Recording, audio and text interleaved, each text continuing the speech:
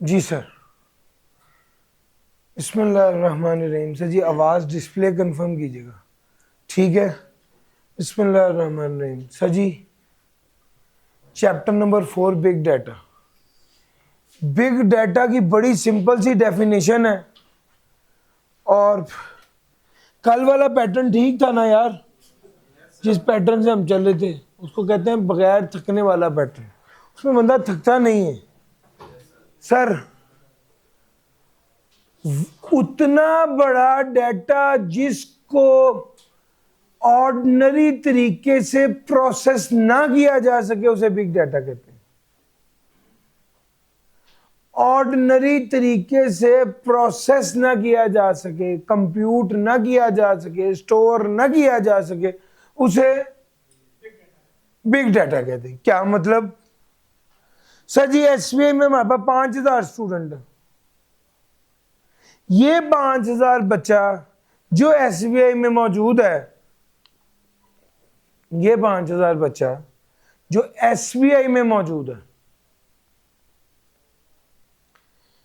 इस बच्चे को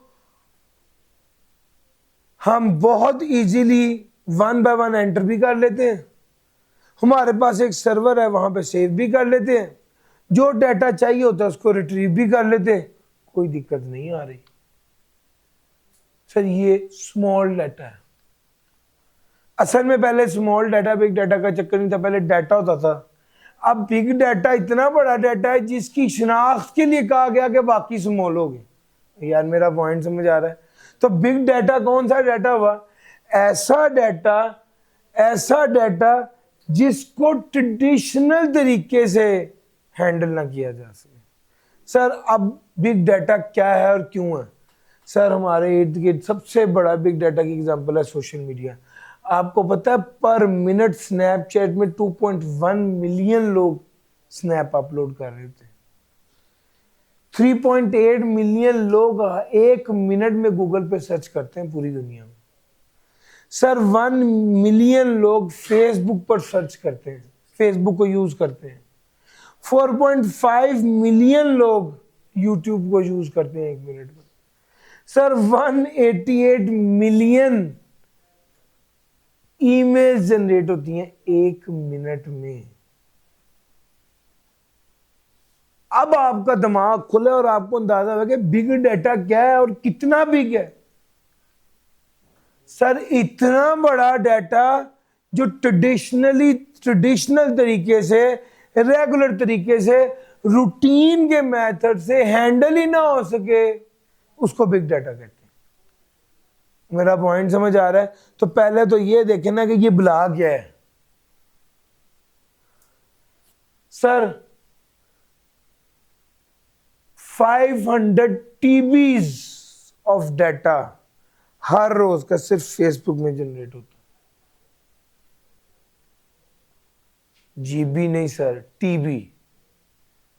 सर मेरा पॉइंट समझ आ रहा है? Sir this is big data for you. अब आपको समझ आ गई कि असल में बिग डाटा क्या है। अगर मैं बिग डाटा के कैरेक्टरिस्टिक्स की बात करूं और एक दूसरे टेक्निकल तरीके से बिग डाटा समझाऊं तो कहते हैं बिग डाटा वो जिसके अंदर 5 वीज हो। सबसे पहला वॉल्यूम। वॉल्यूम का काम क्या मतलब है? क्वांटिटी ऑफ डाटा बहुत बड़ा है। दूसरा वेलोसिटी।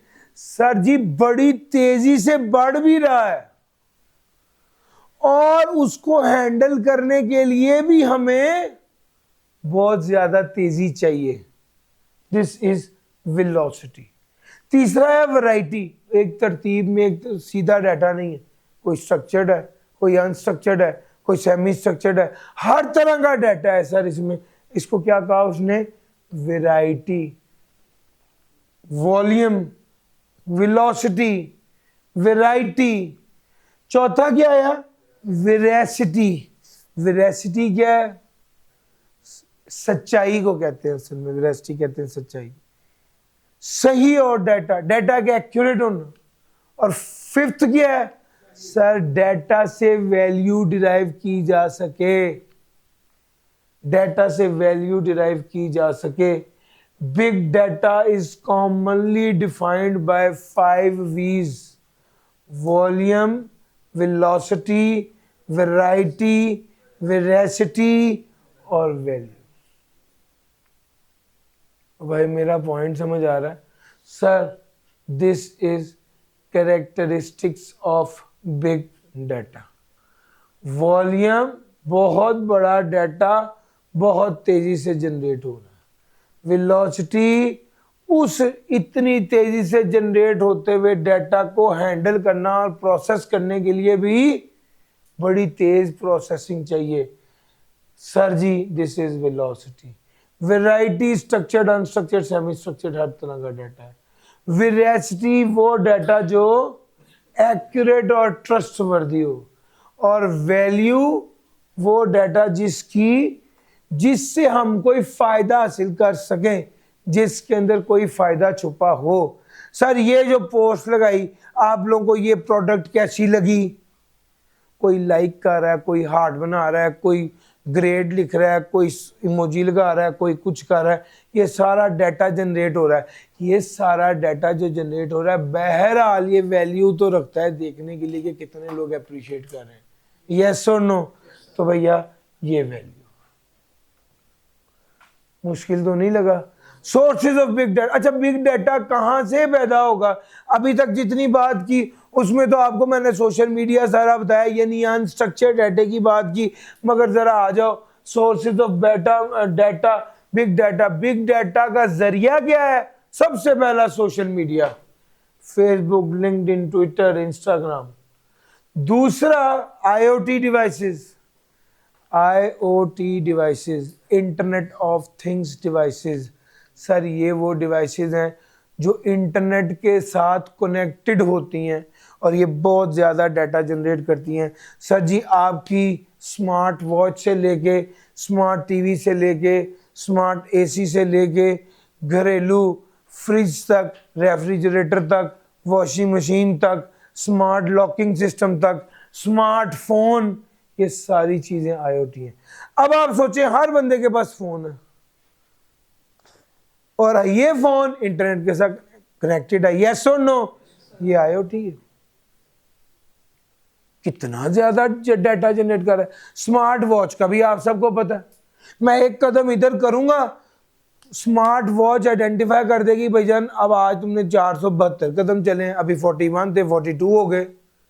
यानी एक कदम चलने पर डाटा अपडेट हुआ और ये अपडेट होकर इंटरनेट से कनेक्ट हुआ. अब आप सोचो कितनी डिवाइसेस हैं. और मेरा पॉइंट समझ आ रहा है? जब आप इसको गौर कर, आपको पता है दुनिया में IoT डिवाइसेस कितनी है? करीबन 75 to 80 बिलियन, 75 से 80 अरब डिवाइसेस हैं. और IoT डिवाइस है तो किसके साथ कनेक्टेड होगी? इंटरनेट के साथ. डाटा कितना बड़ा हो गया. मेरा पॉइंट समझ आ रहा है? सर, ये बहुत बड़ा डाटा है. सर, बहुत बड़ा डाटा है.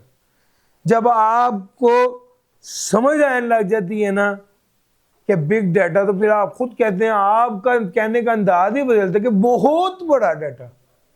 क्यों? सर, आपके दिमाग में आने लग जाता है ये MB GB की गेमें नहीं है और TB की भी नहीं है, बहुत ऊपर की गेम है. सर, हर वक्त का आप इमेजिन करो ना कि आपने अपनी लोकेशन शेयर की हुई है किसी को, तो हर वक्त आपके मोबाइल से लोकेशन दूसरे बंदे के मोबाइल पर शेयर हो रही है. यस और नो? IoT डिवाइस इस तरह है, समझ लो. नाउ इमेजिन कितना बड़ा डाटा. और 75 अरब डिवाइस इस तरह से कनेक्टेड है. यार, मेरा पॉइंट समझ आ रहा है? ये बेसिकली क्या है? और मैं तो भी sensors, smart apps, connected devices, मशीनें, मैन्युफैक्चरिंग में, लॉजिस्टिक्स में, हेल्थ केयर में, सर ये सारी IoT डिवाइसेस हैं. सर, आपको पता है यहां पर एक स्ट्रिप लग गई, यहां पर हार्ट बीट पता चल रही है. जैसे ही हार्ट बीट 74 से ऊपर गई, डॉक्टर को SMS चला गया, भाईजान मरीज की तबीयत खराब है, फौरन पहुंचो. ऑटोमेटिकली। सर मेरा पॉइंट समझ आ रहा है? ये this is IoT device, this is IoT device. Sir ji आपकी गाड़ी में मोबाइल लोकेशन ट्रैक हो रही है, कहां से आप किस रास्ते से जा रहे हो, कितनी देर में पहुंचोगे, कहां तक पहुंच गए हो, हर वक्त की लोकेशन शेयर हो रही है। IoT डिवाइस ही है ना सर, इंटरनेट के साथ कनेक्टेड है सर। सर जी आगे चलता हूं, ऑर्गेनाइजेशन जनरेट। सर जी आप जरा 1 मिनट के लिए सोचो, पॉइंट ऑफ सेल मशीन, वो जो आप स्टोर पर जाते हो और वो सारा डाटा इन होता है, सारा डाटा एंट्री होती है, आपको इनवाइस निकल के देती है, वो सारा डाटा रियल टाइम में कनेक्टेड है अपने सर्वर के साथ और हेड ऑफिस जा रहा है, यस और नो? सर जी ये सारा, अब ये वाला डाटा स्ट्रक्चर्ड है और तरतीब से तरीके से इनवाइसेस बन रही है ना, स्ट्रक्चर्ड डाटा। सर जी 1 मिनट के लिए सोचें सर, ये पॉइंट ऑफ सेल डिवाइस, एक लम्हे के लिए सोचें,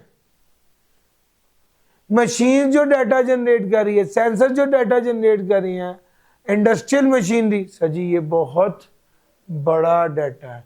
methods of big data collection, method of big data collection, web scrapping, web scrapping refers to extracting data from websites and storing it for further analysis.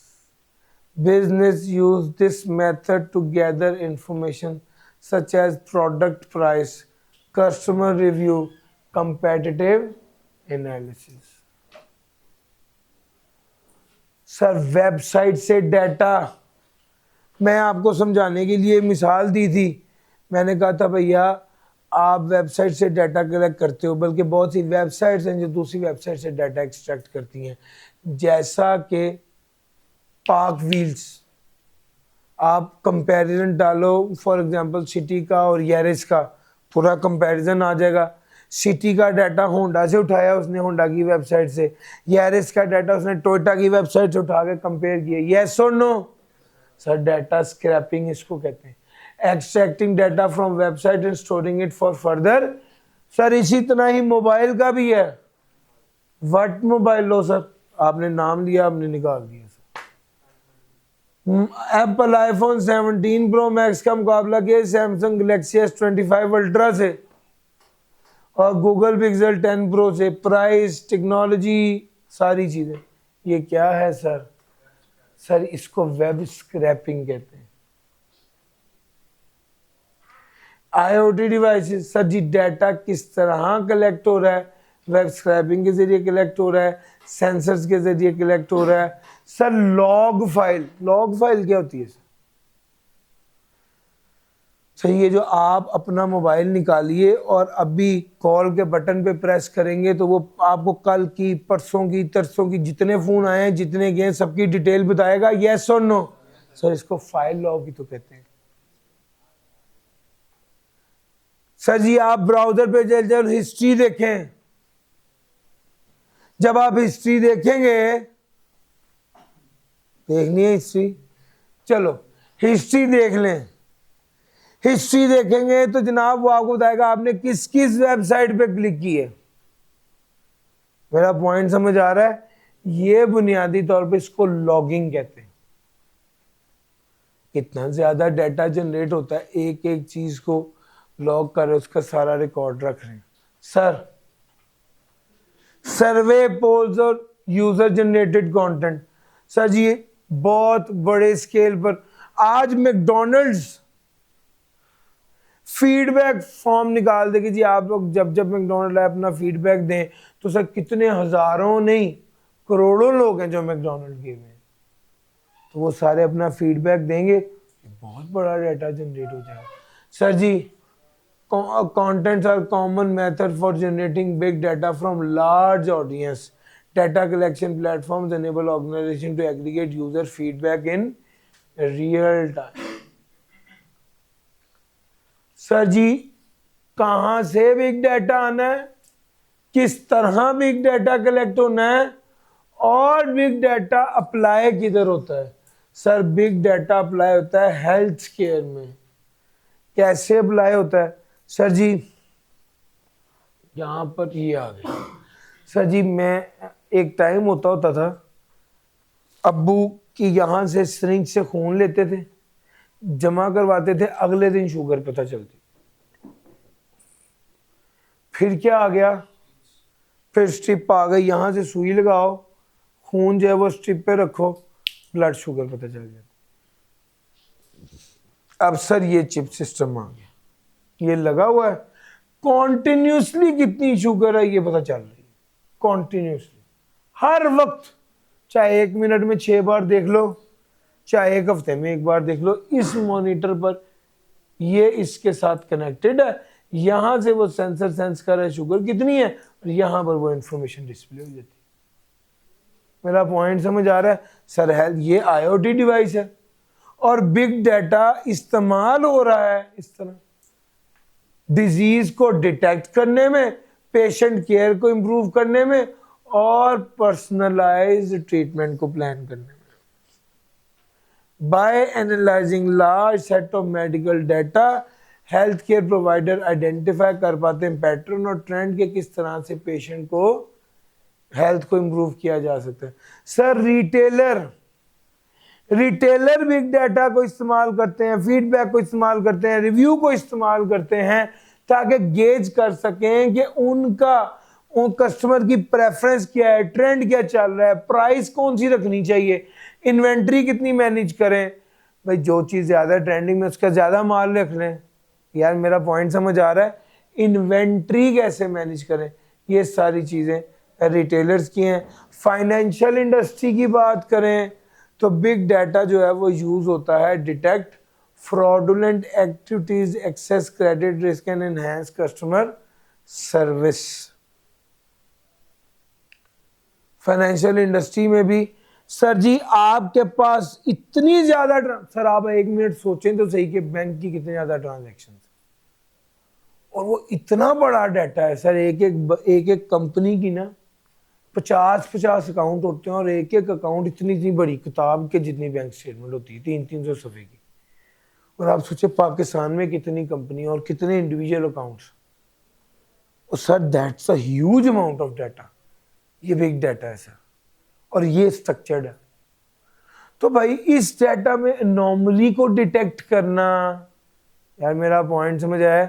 Anomaly को detect किया जाता है, इस बिग डाटा को इस्तेमाल करते हैं हम ताकि एनोमली को डिटेक्ट कर सके। मैन्युफैक्चरर मशीनों के अंदर सेंसर लगे होते हैं और उस सेंसर की बेस पर वो क्या करते हैं, big data to optimize production process and है क्वालिटी, कितनी प्रोडक्शन हुई, क्या क्वालिटी है, क्या supply chain. By analyzing sensor data from machine, companies can predict maintenance need, reduce down time and prevent costly breakdowns. Challenges of big data. Sir manufacturing quality देख लेता है, quantity देख लेता है, सप्लाई चेन को efficiently improve कर लेता है। Sir ji challenges of big data, big data के क्या चैलेंजेस हैं, जरा आगे चलूं। Given the volume, velocity and variety of big data. Sir अब आप देखिए बिग डाटा के चैलेंज क्या हैं।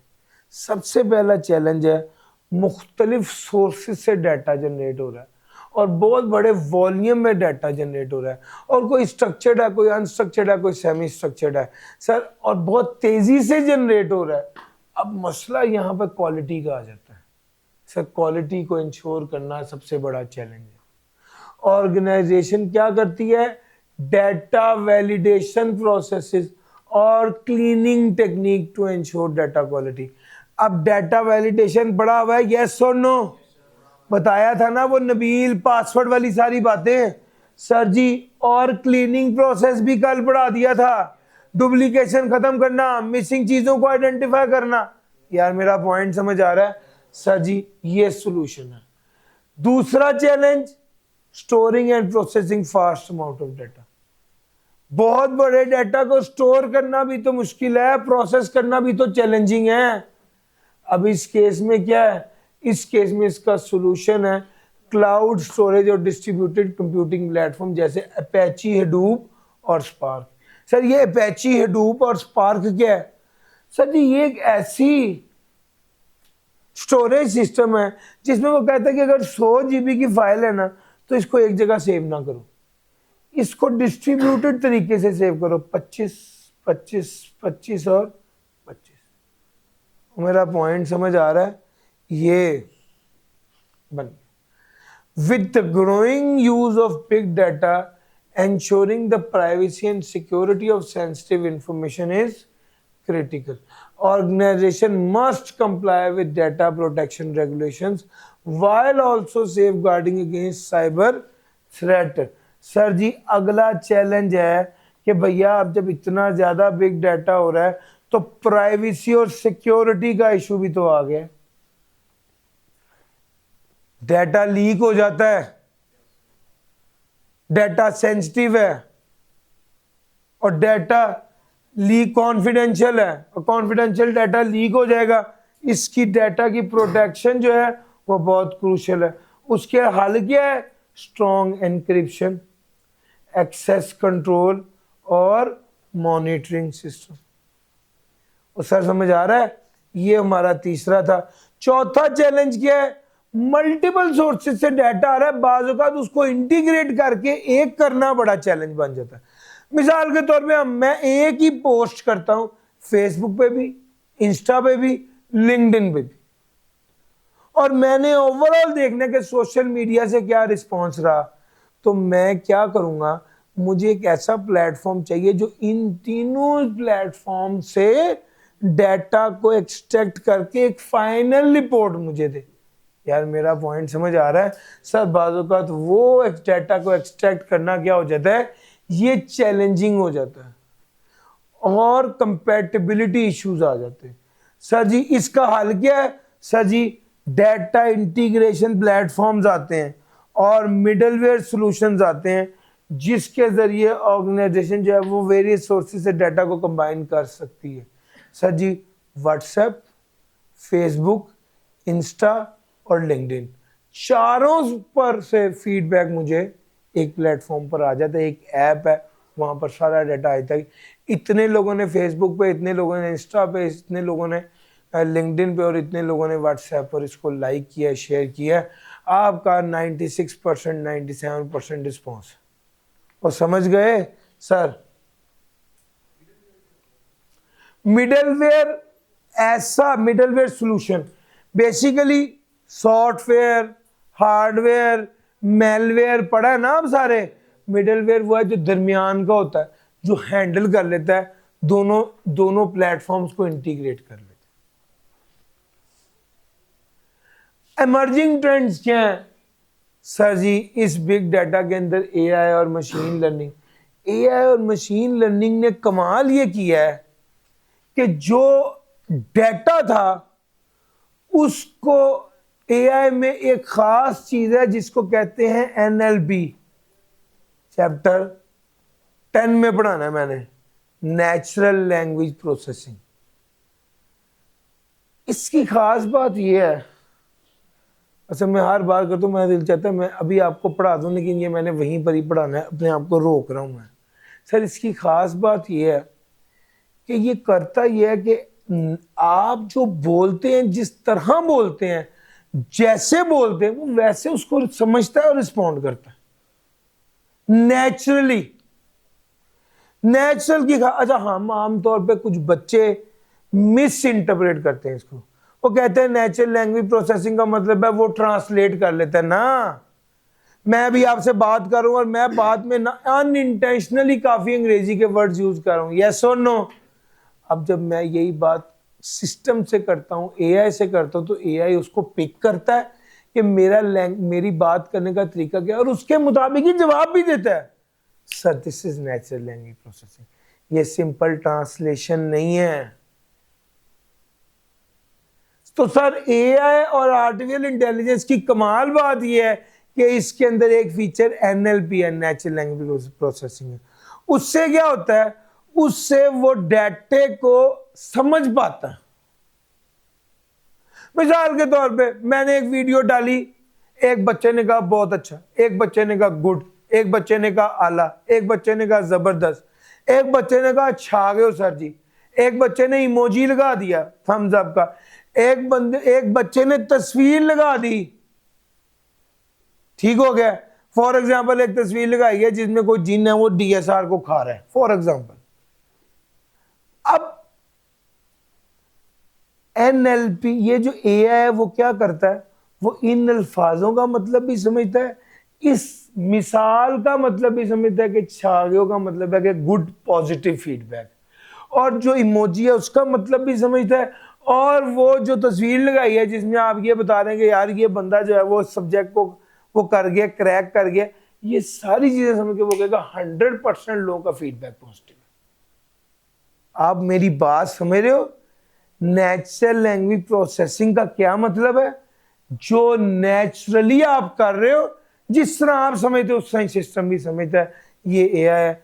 सर इंशाल्लाह ये अपकमिंग मंडे से मैंने इसके बारे में बात करनी है, और मैं समझता हूं कि ये दोनों एरियाज तो किसी तरह उल्टा सीधा हो गया, आप रट्टा लगा के कर सकते हैं, लेकिन जब बात आनी है ना आपकी सिस्टम की, तो वहां पे आपसे रट्टा लगना भी नहीं है, क्योंकि वो वॉल्यूम ही बहुत ज्यादा है। वो सर समझ आ रही है? वहां पर इंशाल्लाह बड़ी मैंने स्लाइड वर्किंग बड़ी डिटेल में पिक्चर्स और स्लाइड्स के जरिए चीज़ों को एक्सप्लेन किया हुआ है, इंशाल्लाह वो वहां पर पढ़ेंगे। बहरहाल आर्टिफिशियल इंटेलिजेंस और एआई के जरिए आप ये कर पाते। एज कंप्यूटिंग क्या होता है? बेसिकली चैप्टर 9 का टॉपिक है, बस एक मिसाल दे दूं जरा आपको मजा आ जाएगा। सर जी एज कंप्यूटिंग होता है जहां पर डाटा कलेक्ट हो रहा है वहीं प्रोसेस हो जाए, जहां पर डाटा कलेक्ट हो रहा है वहीं प्रोसेस हो जाए। मिसाल के तौर पे एक मरीज है और मरीज के दिल पर सेंसर लगे हुए हैं, पीछे स्क्रीन पर उसका ग्राफ बन रहा है, यस और नो, डाटा कलेक्ट हुआ वहीं भाई प्रोसेस होकर सामने प्रोजेक्ट होगी। इसको कहते हैं एज कंप्यूटिंग। Edge computing. आओ आपको एक देसी मिसाल दूं, जरा याद रहेगा। सर जी मैंने मिसाल दी थी कि एक बंदा जो है वो शादी है, और शादी में जहां पे बूफे लगे हुए ना वहीं पे खड़ा हो जाता है प्लेट लेके, जैसे ही बूफे में वो खाना डालता है फौरन वहीं पे डाल के वहीं खड़ा था, वो टेबल पे बैठता ही नहीं है, वो खाना लेके टेबल पर जाता ही नहीं है, वो वहीं पे ही खड़ा रहता है। जैसे ही इनपुट आएगी वहीं से ही प्रोसेसिंग शुरू कर देगा। यार मेरा पॉइंट समझ आ रहा है? वो उस बंदे को देख के मुझे लगा कि ये क्या है, ये एज प्रोसेसिंग है। मौके पर डाटा इनपुट हुआ है और उसने वहीं पे क्या कर दिया है। याद रहेगा सर? अब याद रहेगा, ठीक कर लोगे ना अपने आप को तो ज्यादा बेहतर है। डाटा डेमोक्रेटाइजेशन, कि डाटा को एक्सेसिबल करें सब लोगों के लिए। चैप्टर 2 अभी इसके बाद मैंने जाना है, वहां पर मैं आपको बड़े मजे का एक टॉपिक है वो पढ़ाऊंगा, सेल्फ सर्विस बिजनेस इंटेलिजेंस। ये क्या है? SSB है, चैप्टर 2 में मैंने पढ़ाना है, बड़ा आपको एंजॉय करेंगे वो टॉपिक भी, अच्छी एग्जांपल के साथ आपको मैं समझा दूंगा। अभी बस ये समझ लीजिए, डाटा को सब लोगों के लिए एक्सेसिबल करना, डाटा को सब लोगों के लिए एक्सेसिबल कर देना। Real time analytics. Real time analytics क्या होता है? Analyzing data in real time to enable immediate insights and actions. Analyzing data in real time to enable immediate insights and actions. Sir ये रियल टाइम एनालिसिस है, उसी वक्त same time पे analyse करना और एक्शन। सर जी उसके बाद ethical concerns हैं। जाहिर बात है जहां पर इतना बड़ा डाटा होगा वहां पे प्राइवेसी, बायसनेस और ट्रांसपेरेंसी एक रिस्क होगा, उसको एड्रेस करना, ये हमारा इमर्जिंग वो है। सर बिग डाटा टेक्नोलॉजी की बात करें तो हडूप और अपेची, ये दोनों एक ही चीज कर रहे हैं। क्या कह रहे हैं? 100 GB इकट्ठा ना करो, उसको तोड़ के तकसीम करके स्टोर करो। डाटा बहुत ज़्यादा है। नो एसक्यूएल का मतलब है टेबल की फॉर्म में नहीं, अनस्ट्रक्चर्ड डाटा को हैंडल करने के लिए या सेमी स्ट्रक्चर को डाटा करने के लिए नो एसक्यूएल डाटाबेस को यूज़ किया जाता है। और क्लाउड प्लेटफॉर्म्स जो हैं, बजाय कि हम अपनी हार्ड ड्राइव में डाटा को सेव करें, जी ड्राइव में डाटा को सेव कर दें। और सर समझ आ रहा है, इसको कहते हैं क्लाउड प्लेटफॉर्म। इस पर भी चैप्टर नंबर 11 है, उसकी बात करनी है। लो सर, छोटा सा चैप्टर था, क्या आपको ये सारी बातें समझ आ गई? यस और नो? लो सर,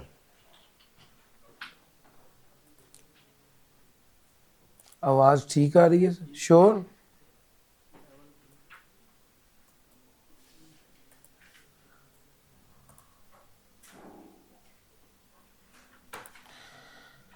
हाँ जी, अब मैंने चलना है दूसरे चैप्टर की तरफ।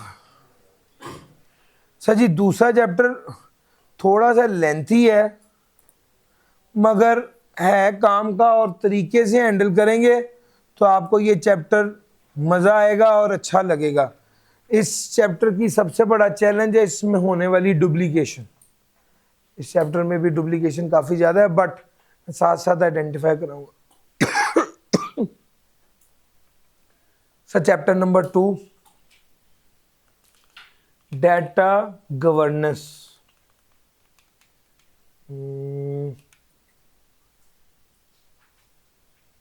सर शुरू करें? एक sir ji, data governance and management, इसका क्या मतलब? गवर्नेंस का क्या मतलब होता है? Handling, management. सर जी, हमारे घर में अब्बा जी होते हैं। अब्बा जी एक ऐसे किरदार का नाम है जिसने घर में सारी चीज़ों को हैंडल करना है। कौन आया था, कौन गया है, किस दिन दावत करनी है, किस किस को बुलाना है, किसको नहीं बुलाना, पैसे आएंगे कहाँ से, पैसे जाएंगे कहाँ से, सामान आएगा कहाँ से, सारी चीज़ों को हैंडल किसने करना है? अब्बा जी ने करना है। सर इस घर के बड़े अब्बा जी हैं, इस घर की गवर्नेंस अब्बा जी के पास। ठीक है, इसी तरह कुछ अर्सा पहले तो डाटे को किसी जोगा समझते ही नहीं ना थे, कहते थे डाटा क्या चीज है।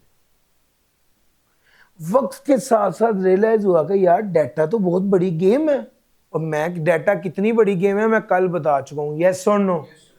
अब जब डाटा इतनी बड़ी गेम है तो एक बंदे को डाटा का अब्बा बना दिया, उसको कहा तुम एक बंदे को या एक टीम को जिम्मेदारी दे दी है कि डाटा को क्या करो, गवर्न करो। जो बंदा डाटा को गवर्न करेगा उसे क्या कहा जाएगा? Data governance. जो डाटा को गवर्न किए जाने के प्रोसेस को कहते हैं डाटा गवर्नेंस। डाटा को हैंडल करें। सर वो इतनी कीमती चीज है कि अब उसे हैंडल करना पड़ेगा।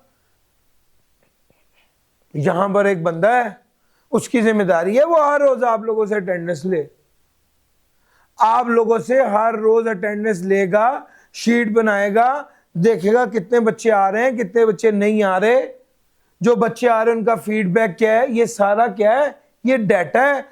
अच्छा, डाटा गवर्नेंस मेरे पास है, मैं हैंडल करूंगा यहां पर किस बंदे ने डाटा, किस बंदे ने आपको कागज पकड़ाना है और किस बंदे ने वो डाटा पकड़ना है, और एक बंदे ने वो डाटा सिस्टम पर डालना है, और उसके बाद एक बंदे ने उस डाटा को रिव्यू करके डिसाइड करना है कि कल के दिन में ये वाली क्लास ही ठीक है या क्लास थोड़ी बड़ी रखें ताकि सारे बच्चे एडजस्ट हो जाए।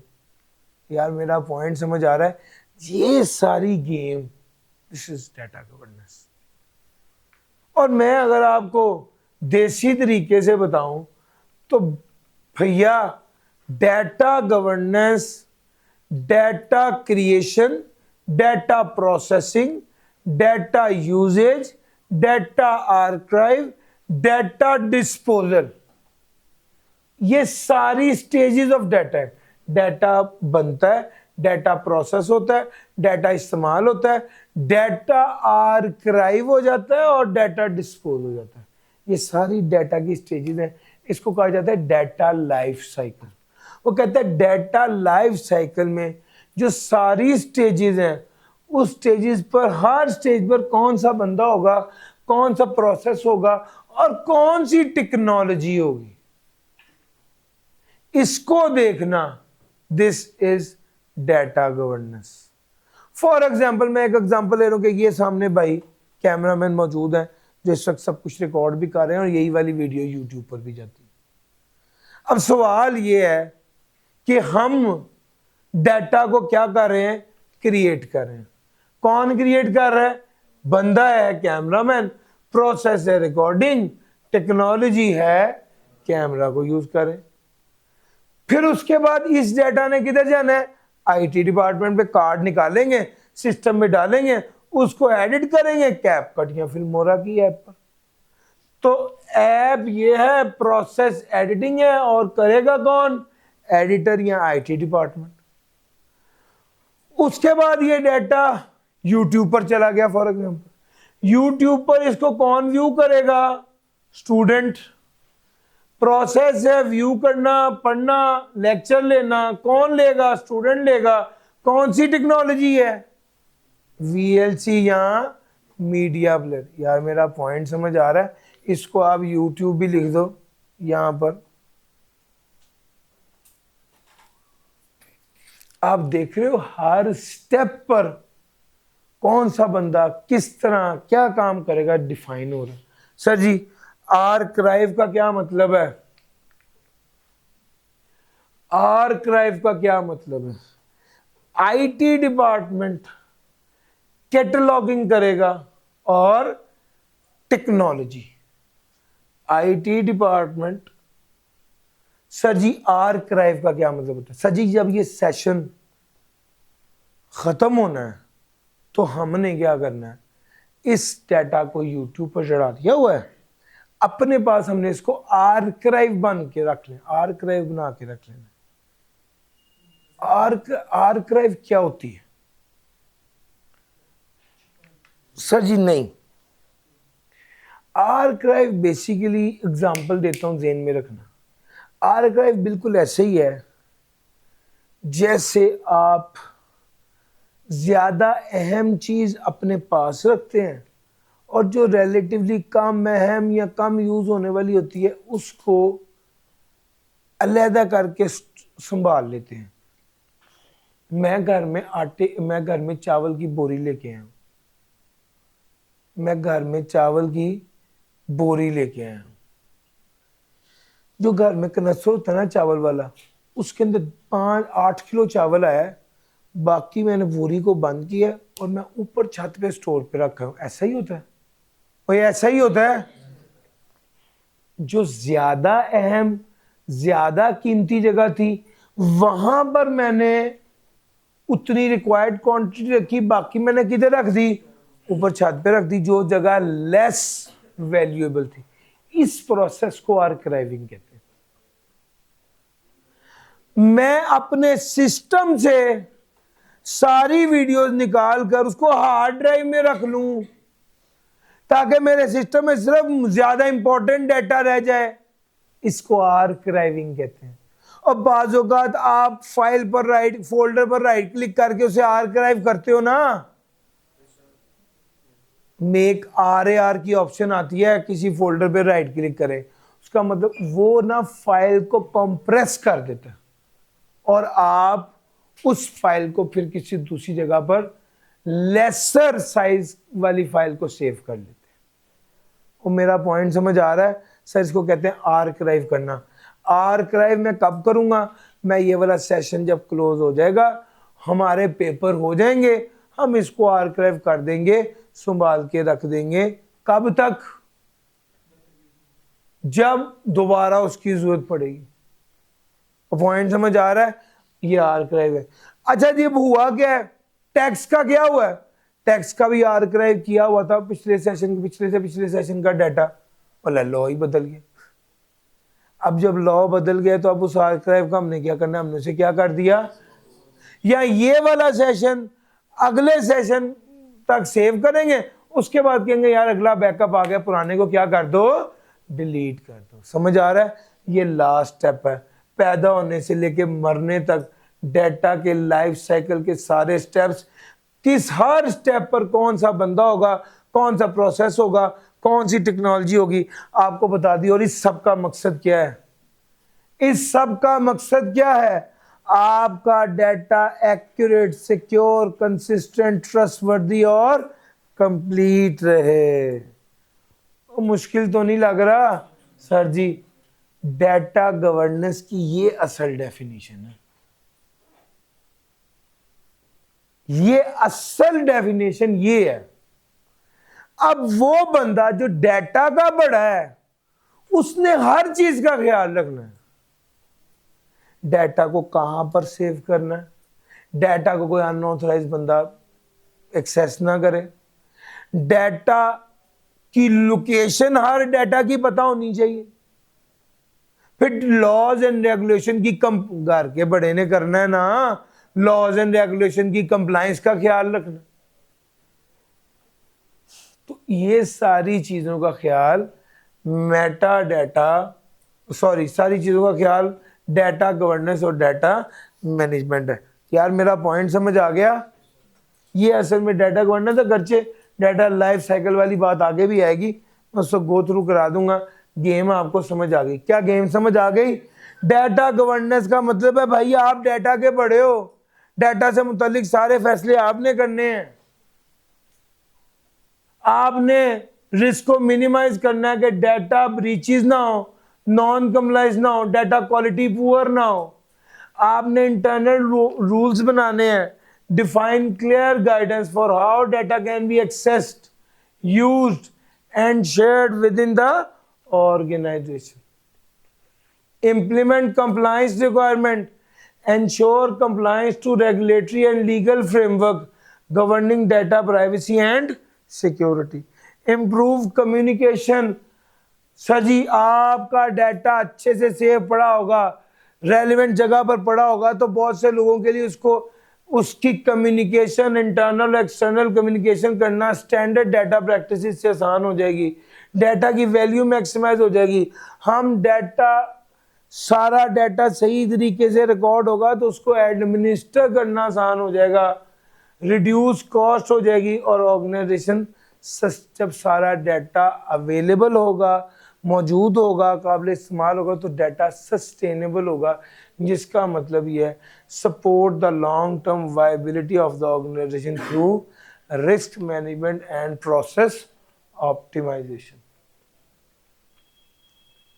सर मुश्किल तो नहीं लग रहा? This is key objective of data, ensure organisation sustainability. Sir ji जब आपके पास डाटा मौजूद है और आप उस डाटा की बेस पर ट्रेंड देख पा रहे हैं, टेक्नोलॉजी में आने वाली तब्दीलियां देख पा रहे हैं, आप लॉन्ग टर्म प्लानिंग कर पा रहे हैं, इससे ऑर्गेनाइजेशन क्या रहेगी? सस्टेनेबल रहेगी, चलती रहेगी, मुस्तकिल रहेगी। पॉइंट समझ आ रहा है? सस्टेनेबल का मतलब होता है बरकरार रहना, ठीक है? एक होता है मर जाना, खत्म हो जाना, एक होता है बरकरार रह जाना। सर समझ आ रहा है? सर सस्टेनेबिलिटी ये होता है। सर लो सर, अब छोटे छोटे कॉन्सेप्ट हैं सर। डाटा गवर्नेंस में पहला कॉन्सेप्ट ये है कि पहले बता दीजिए who is the owner of the data, who is the steward of the data. Data का रखवाला कौन है और डाटा का मालिक कौन है, ये बड़ा क्लियरली पता होना चाहिए। सर ये जो वीडियो बन रही है इसका ओनर मैं हूं, इसका कस्टोडियन आईटी वाले लोग। I am the owner of the data और आईटी वाले are the custodian of the data.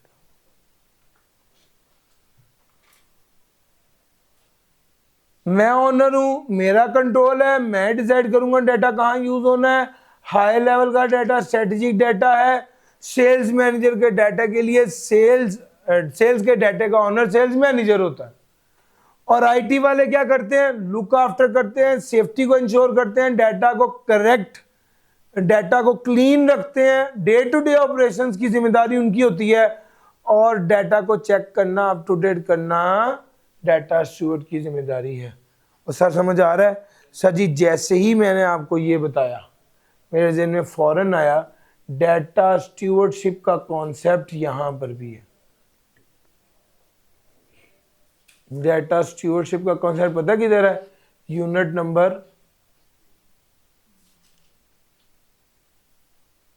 Number 5 है, तो देखिएगा यार 6 है। आओ सर 6 आ गया। यानी मैं अब आपको दोनों को क्लब कर रहा हूं ताकि आप एट द सेम टाइम दोनों चीजें कवर कर रहे हो। सर समझ आ रही है? डेटा स्टूवर्ड क्या है? Data care taker. यार एक स्टोरी याद आ रही, सुना दूं? सर जी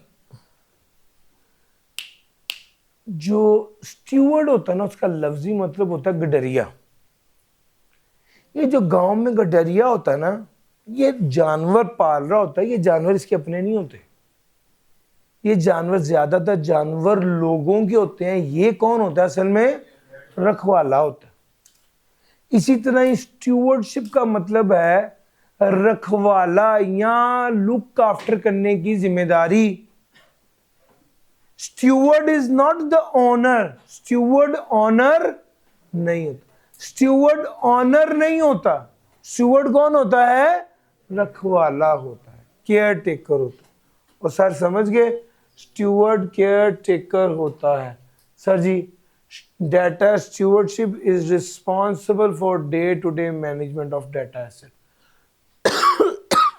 स्टूवर्ड कनेक्शन है between IT and business unit.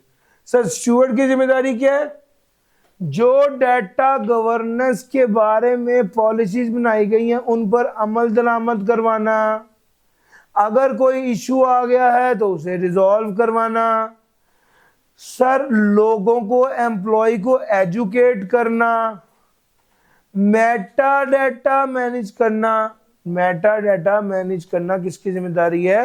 Data store की। सर मेटा डेटा क्या होता है? बस आने वाली है, data about the data, data की डिटेल, इसको मेटा डेटा कहते हैं। सर स्टूवर्डशिप की बात यहां पर मैंने कर दी, स्टूवर्डशिप की ये जिम्मेदारी है। जरा मैं आगे चल रहा हूं।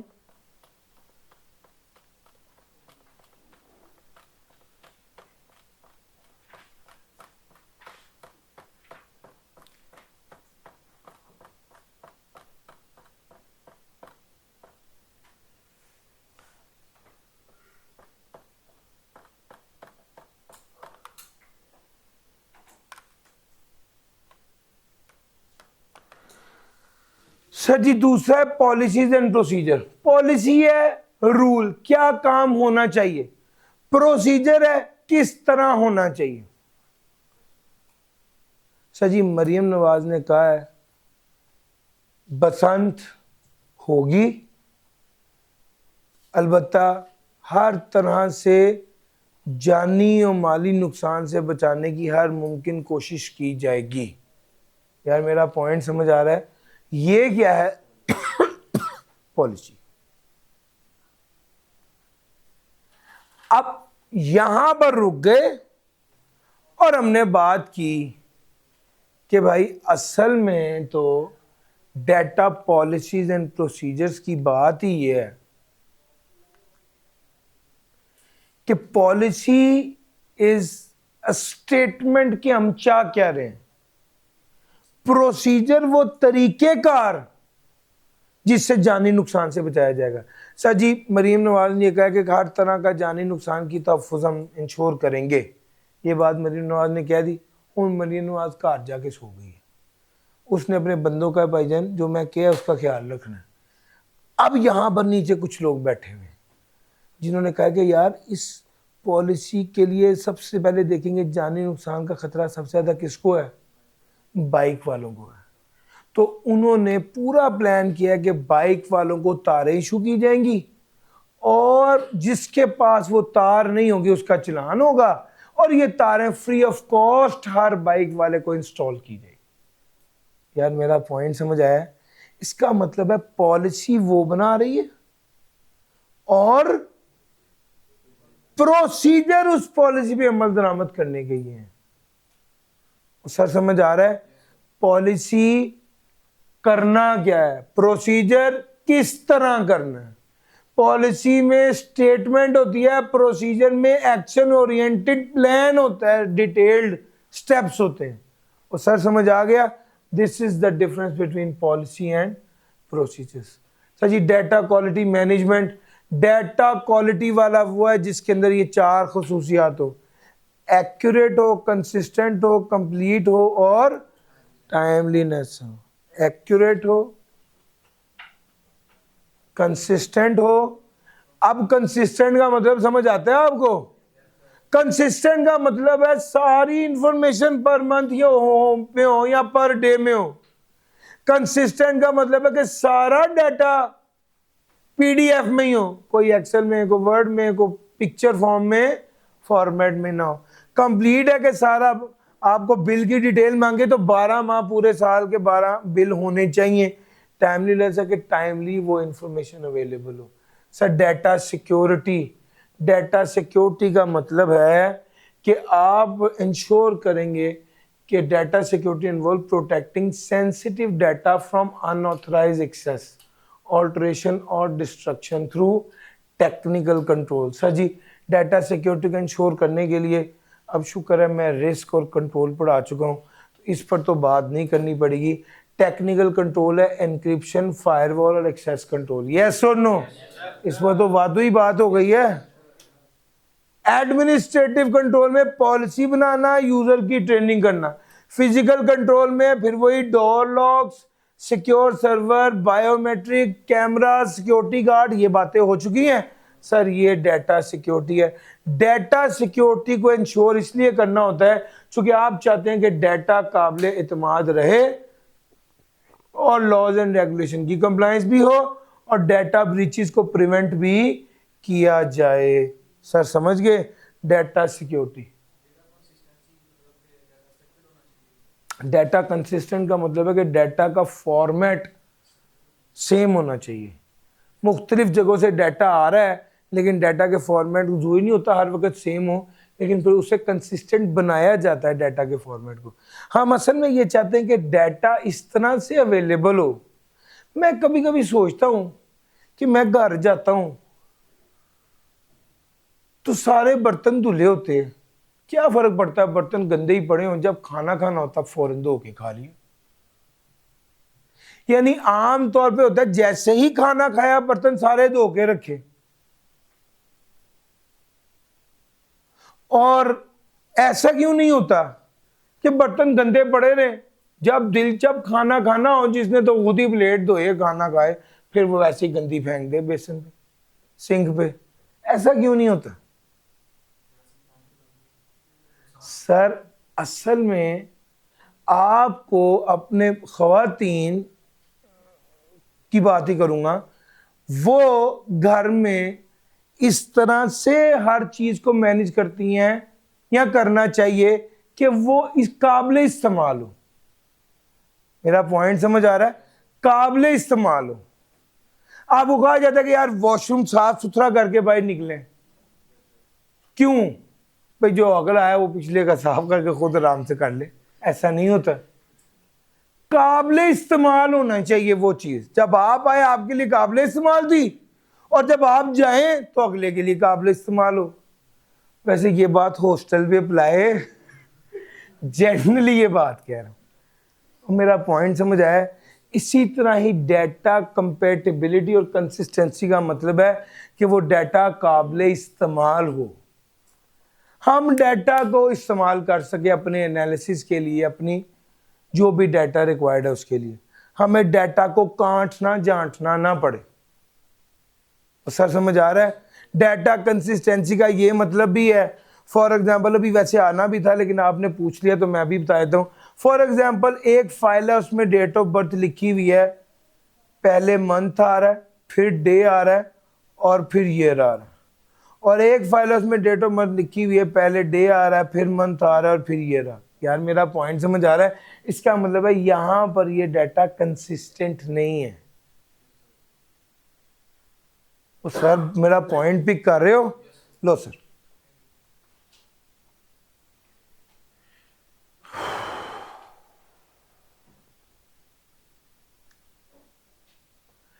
Data security involves, data security की बात कर ली है। कंप्लायंस एंड रिस्क मैनेजमेंट, आओ सर इसकी बात भी कर लो। सर जी एक तरफ तो कंप्लायंस की बात करते हैं, लॉज एंड रेगुलेशन की बात आपने माननी है। ये कंप्लायंस दो तरह की है, एक तरफ ये इंटरनेशनल लॉज की कंप्लायंस है, दूसरी तरफ ये पाकिस्तान के लॉज की कंप्लायंस है। इंटरनेशनल लॉज की बात करूं तो GDPR, general data protection regulations. फिर पाकिस्तान लॉज में उसने क्या कहा, पीका, और फिर इंडस्ट्री स्टैंडर्ड्स में ISO 27001, PCI DSS, payment card industry data security standards, ये भी कुछ 70 बार आया है, बड़ी बार आया ये लफ्ज भी। GDPR भी बहुत बार आया है। रिस्क मैनेजमेंट में आपने आइडेंटिफाई करना होता है, असेस करना होता है, मिटिगेट करना होता है रिस्क को, ताकि डाटा मिसयूज ना हो, ब्रीच ना हो और नॉन कंप्लायंस ना हो। सर ये रिस्क मैनेजमेंट, डाटा की कंप्लायंस और रिस्क मैनेजमेंट किसकी जिम्मेदारी है? ये सारी हम बातें क्या पढ़े हैं कि डाटा गवर्नेंस में क्या क्या होगा। सर डाटा गवर्नेंस में क्या क्या होगा, आओ वो कहता है डाटा गवर्नेंस में ये बताया जाएगा डाटा ओनर कौन है, डाटा स्टूवर्ड कौन है। डाटा गवर्नेंस में ये बताया जाएगा कि पॉलिसीज और प्रोसीजर्स क्या है। डाटा गवर्नेंस में डाटा क्वालिटी मैनेजमेंट को इंश्योर करेंगे। डाटा गवर्नेंस में डाटा सिक्योरिटी की बात होगी। डाटा गवर्नेंस में लॉज एंड रेगुलेशन की कंप्लायंस की बात होगी। डाटा गवर्नेंस में रिस्क मैनेजमेंट की बात होगी। डाटा गवर्नेंस में मेटा डाटा की बात होगी। What is meta data? Sir ji meta data होता है data about the data. Meta data क्या होता है? Data about the data. इसको मैंने मिनिमाइज किया और हमेशा की तरह मेटा डाटा बनाने के लिए मैं इधर आया, मैंने ये वाली फाइल पे राइट क्लिक किया और मैं इधर प्रॉपर्टी पे चला गया। ये जो मेरे पास अब फाइल आई है ना आपके सामने, this is meta data. File का नाम क्या है? फाइल की टाइप ऑफ फाइल क्या है? पावर पॉइंट की फाइल है। कहां पर सेव है? फाइल का साइज क्या है? फाइल बनी कब थी? फाइल मॉडिफाई कब हुई है? फाइल लास्ट टाइम असेस कब हुई है? मेरा पॉइंट समझ आ रहा है? Sir this is meta data, data about the data. Sir ji आपको एक बात बताऊं,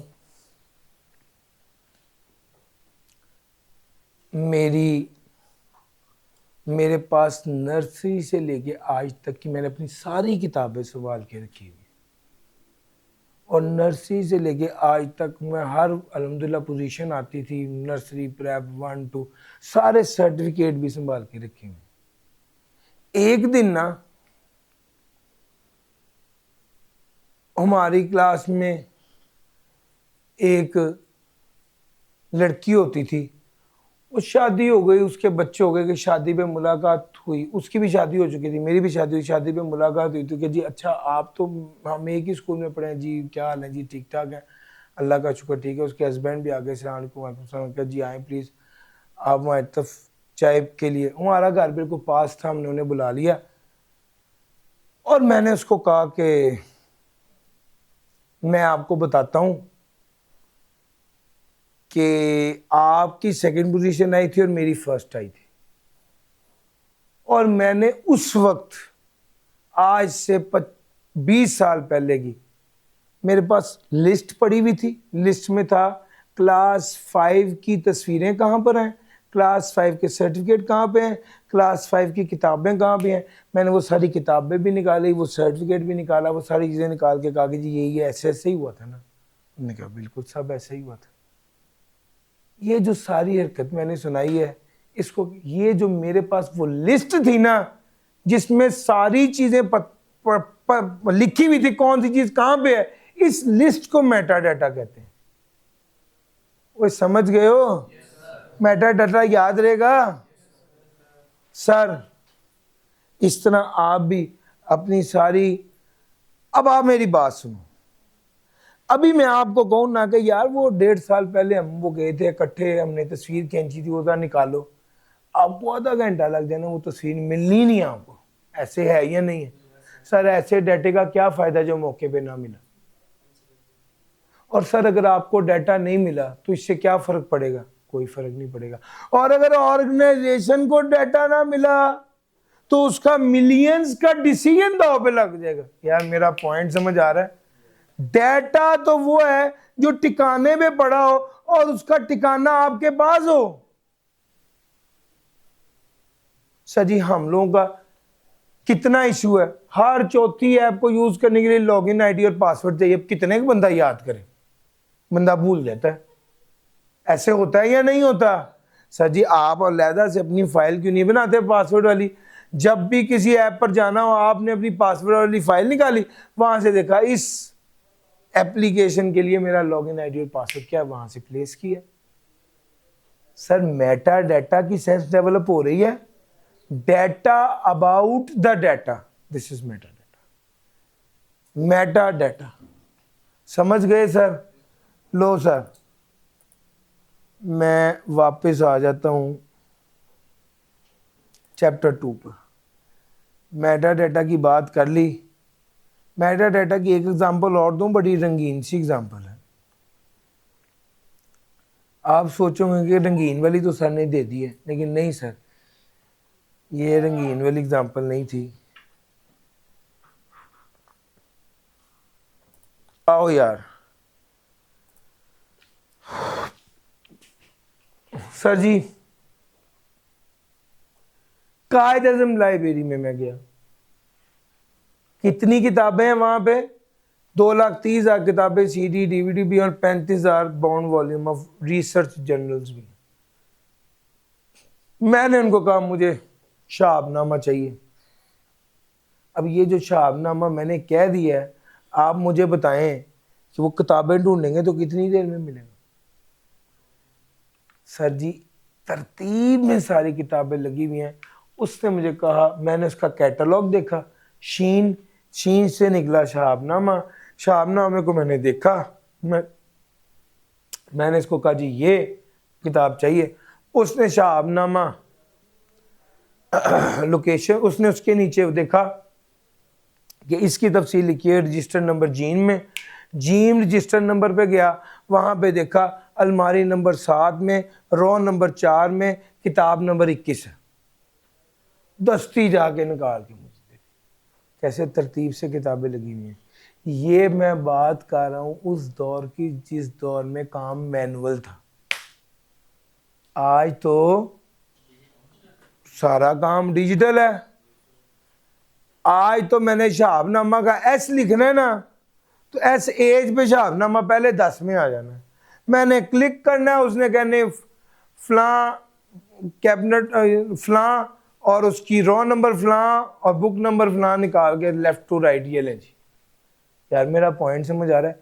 सारा डाटा बड़ी तमीज से तरीके से रखा जाना चाहिए ताकि जब ज़रूरत पेश आए तो वो डाटा हमारे लिए अवेलेबल हो।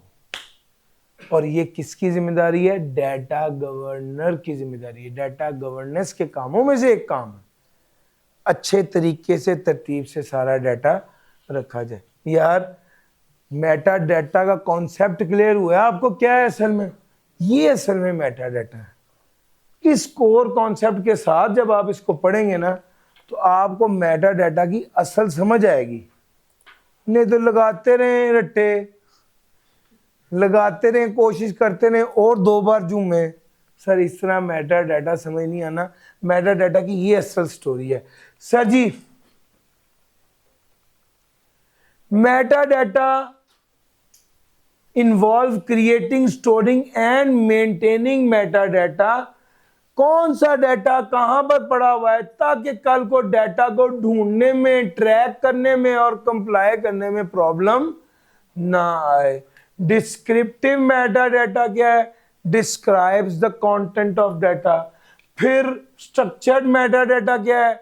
Defines how data is organised. फिर एडमिनिस्ट्रेटिव मेटा डाटा क्या है? Provides information for managing data.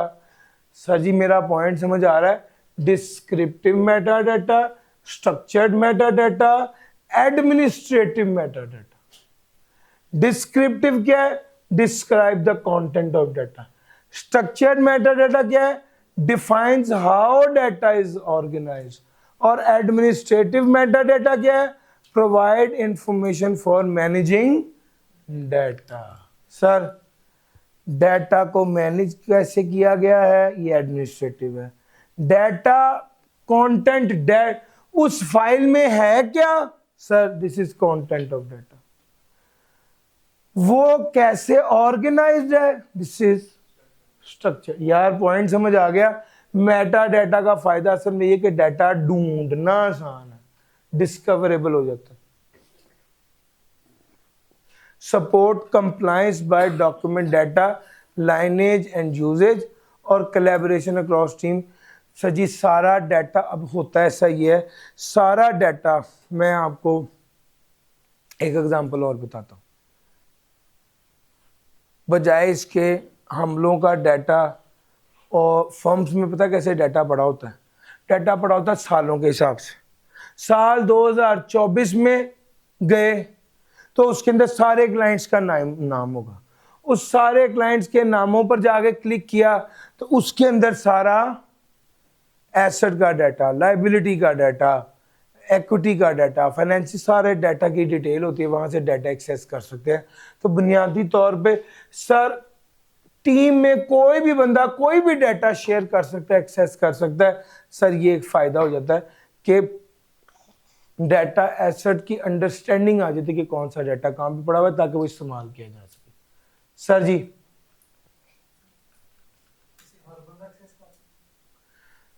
With in the team हर बंदा एक्सेस कर सकता है। अब मैंने जो डाटा दिया हुआ है आप लोगों को जी ड्राइव पर, वो सब एक्सेस कर सकते हैं। इस वक्त 1900 बच्चा है तकरीबन, सब एक्सेस कर सकता है। समझ रहे हैं सर आप? सर अब आप गौर कीजिए, उस डाटा पर, उस जी ड्राइव पर आप जाएंगे, आप क्लिक करेंगे, एक तरफ आपको टेस्ट मिलेगा, एक तरफ आपको व्हाट टू क्रैम के नोट्स मिलेंगे, तीसरी तरफ आपको रिवीजन टेस्ट मिलेंगे। ऐसे 3 फोल्डर बने हुए हैं। रिवीजन टेस्ट में जाएंगे, एक एक दिन का टेस्ट सोल्यूशन साथ साथ अवेलेबल हो गया। सर जी तो सब लोग अब उसको एक्सेस कर पाए। सर जी अब लॉज एंड रेगुलेशंस की बात करने लगा। सर जी हमने बड़ी बड़ी बात की है पहले भी लॉज एंड रेगुलेशन की। लॉज एंड रेगुलेशन की कंप्लायंस बड़ी ज़रूरी है। क्यों ज़रूरी है? सर की डाटा रेगुलेशन इन पाकिस्तान में कौन कौन से रेगुलेशन पाकिस्तान में एप्लीकेबल है? State bank of Pakistan enterprise technology governance and risk management framework mandates a strong governance and risk management practices for financial institution। जितने भी फाइनेंशियल इंस्टीट्यूशंस हैं, जितने भी बैंक्स हैं, इन्वेस्टमेंट बैंक्स हैं, लीजिंग कंपनीज हैं, इनके लिए जो डाटा है वो, इनके लिए जो लॉज हैं वो किसने बनाए हैं? स्टेट बैंक ऑफ पाकिस्तान ने बनाए हैं। सर जी कंपनीज के बारे में सारे लॉज किसने बनाए हैं? डाटा से मुतल्लिक HCCP ने बनाए हैं।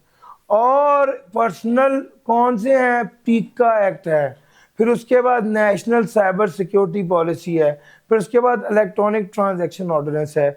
ये तीनों तो एनेक्जर नंबर D है, ये तीनों तो एनेक्जर नंबर D है। ये annexure number state bank of Pakistan annexure number C है मेरा ख्याल है, हाँ। और सबसे पहला एनेक्जर है कॉबिट का, फिर दूसरा एनेक्जर है, पहला एनेक्जर है कॉबिट का, दूसरा एनेक्जर है ISO 27001, फिर तीसरा एनेक्जर है स्टेट बैंक ऑफ पाकिस्तान का, और फिर चौथा एनेक्जर में ये सारी चीजें जो मैंने आपको बताई, C और D ये है, ये मैंने आपको बता दिया। ये सारे भी आपके साथ इंशाल्लाह in the form of video 15-15 minute की वीडियो में मैं आपके साथ शेयर कर दूंगा। वीडियोस अभी मौजूद हैं लेकिन मैं इसको सबसे लास्ट में शेयर करूंगा। शायद मजीद एक रिफाइन वीडियो बना दूं जो छोटी हो और आपका टाइम बच जाए वो वीडियो देखकर। डन हो गया सर?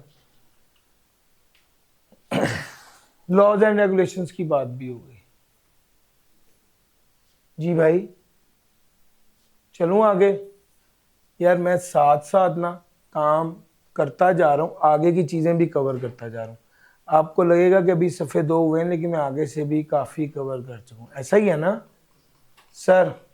2-3 कॉन्सेप्ट बड़े इंपॉर्टेंट आने लगे हैं सर जी। सबसे पहले आगे levels of data governance. Data को गवर्न करने के लेवल हैं, 3 लेवल हैं। सबसे पहला स्ट्रेटेजिक, सबसे ऊंचा हाई लेवल, फिर उसके बाद टैक्टिकल, फिर उसके बाद ऑपरेशनल। सर एक एग्जांपल लो, स्ट्रेटेजिक लेवल होता है सबसे बड़ा लेवल, मालिक हाईएस्ट लेवल। दूसरा लेवल होता है टैक्टिकल लेवल। ये जो मालिक ने कहा है ना, ये ऑपरेशनल लेवल के बंदे से करवाना, इसको कहते हैं टेक्निकल लेवल, टैक्टिकल लेवल।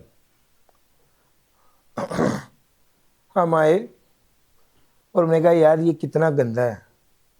यहाँ पर वो यार उसका क्या नाम है यहाँ पे जो सारे स्टाफ को देखता है, नहीं मदनी, मदनी। हमने कहा यार ये कैंपस साफ नहीं है मदनी, यार क्या हो रहा है, कैंपस साफ करवाओ यार, पर घंटा है तुम्हारे पास। मैंने ये बात किसको कह दी? मदनी को कह दी। मदनी यहाँ पे मैनेजर है। मदनी ने क्या किया, मदनी ने ये बात 4 ऑफिस बॉय बुलाए, उन चारों का तुमने फलां क्लास करनी है, तुमने फलां क्लास करनी है, तुमने फलां क्लास करनी है, तुमने फलां क्लास करनी है। 2 बंदे वो बुलाए जिसको कहा कि एक बंदा झाड़ू फेरेगा, दूसरा बंदा जो है वो कपड़ा लगाकर सारा कुर्सियां साफ करेगा। 6 लोगों को उसने एलोकेट किया, 45 मिनट में पूरा कैंपस साफ। ये बंदा जिसने कहा घंटे में मुझे कैंपस साफ चाहिए, ये स्ट्रेटेजिक लेवल है। वो बंदा जिसने बात को समझा और नीचे वाले स्टाफ से करवाया, ये कौन है? टैक्टिकल लेवल है। और वो बंदा जिसने सारी सफाई एक्चुअल में की, वो कौन सा लेवल है? Operational level. ठीक हो गया? शुगलन एक बात करने लगा, हम लोग जो कि at the same time strategic level पर भी प्ले करते हैं और ऑपरेशनल लेवल पर भी खुद ही होते हैं। यार इस सेशन में हमने टाइमली सिलेबस कंप्लीट कराना है। ये बात भी मैं ही कह रहा हूं और खुद क्लास पढ़ाने भी मैं ही आता हूं।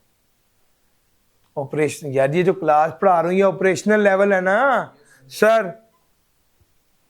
स्ट्रेटेजिक लेवल पर भी है कि डिसीजन मेकिंग कर रहे हैं, और ऑपरेशनल लेवल पर भी है कि खुद हर रोज पढ़ा भी रहे हैं।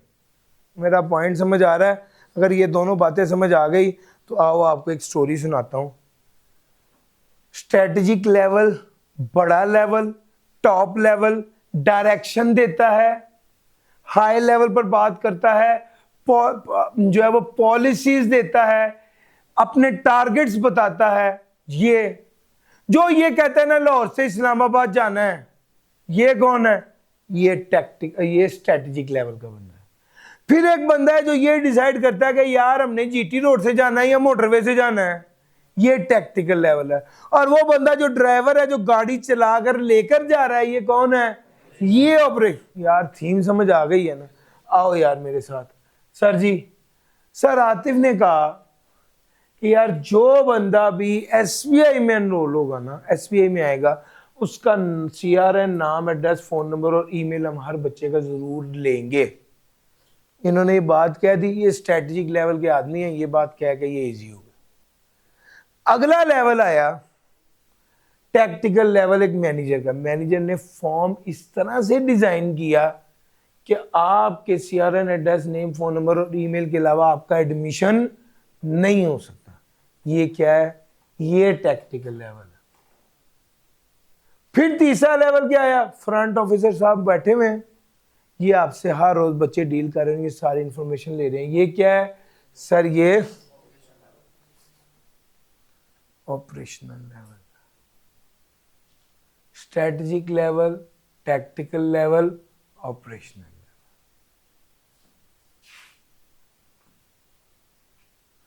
सर समझ गए?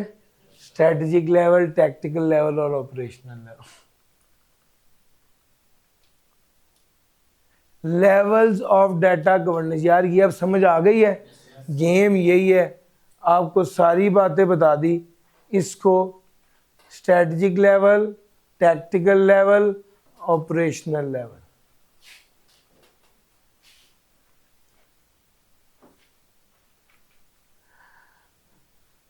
इंटरप्ले, स्ट्रेटेजिक लेवल विजन देता है और डायरेक्शन देता है, टैक्टिकल लेवल विजन को एक्शनेबल प्लान में तब्दील करता है और ऑपरेशनल लेवल इसको एग्जीक्यूट करता है डे टू डे बेसिस पर। स्ट्रेटेजिक लेवल गोल सेट करता है, टैक्टिकल लेवल प्लान बनाता है उस गोल को अचीव करने का थ्रू ऑपरेशनल लेवल लोगों के, और operational level day to day work में परफॉर्म होता है। This is levels of data. यार क्या गेम समझ आ गई है? चलूं आगे। Data classification. आओ यार, फिर वही बात है, कोशिश है कि आपको अंग्रेजी की बजाय वो बातें बताऊं जिससे आप थके ना, वरना आप थक जाते हैं यार। सर जी मेरे पास 4 तरह की चीजें हैं जी। मैं आपको रीडिंग ही नहीं कराता, ठीक है? मेरे पास एक शॉर्टकट है। सर जी DSR chapter number 2 notes, SBI payroll sheet, चाहे ड्यू रही मेरी तरफ, ऐसा ना अभी कसम से मैं फौरन सोचा कि मैं चाय मंगवा लूं, कि मैंने टाइम देखा है जितनी देर में ये चाय आएगी ना उतनी देर में हमारी क्लास खत्म होने का टाइम हो जाएगा जी। इंशाल्लाह हम कोशिश करेंगे जिस दिन आप ना आए उस दिन चाय मंगाए। नहीं सर, DSR चैप्टर नंबर, मेरे पास 4 डॉक्यूमेंट्स हैं यार, ध्यान रखना। DSR चैप्टर नंबर 2 नोट्स, एक SBI पेरोल शीट है with salary and timing of every employee, एक ID and password of Facebook and Gmail, एक बैंक अकाउंट की डिटेल और उसके पासवर्ड है। मेरे पास 4, एक टेबल पर ये 4 डॉक्यूमेंट्स मेरे पड़े हुए हैं। आपको क्या लगता है ये चारों एक तरह के हैं? मैं ये कुछ ज्यादा सेंसिटिव है? तो ये ऐसे ही है कि सर वो कहता है डाटा को ना जरा कैटेगराइज करो, क्लासिफाई कर दो। आपके पास 4 कागज पड़े हैं, एक कागज पे लामा इकबाल की नज़म लिखी हुई है और एक कागज पे 5000 का नोट है। क्या दोनों कागज एक जगह एक जैसी हिफाजत चाहते हैं? नहीं। 5000 के नोट को फौरन एहतियात से रखें। पॉइंट समझ आ रहा है? सर जी ये 4 चीजें। चैप्टर नंबर 2 DSR के जो नोट्स हैं ये तो कौम की खिदमत के लिए है, ये तो पब्लिक है, कोई टेंशन नहीं है। SBI payroll sheet with salary and timings of every employee है।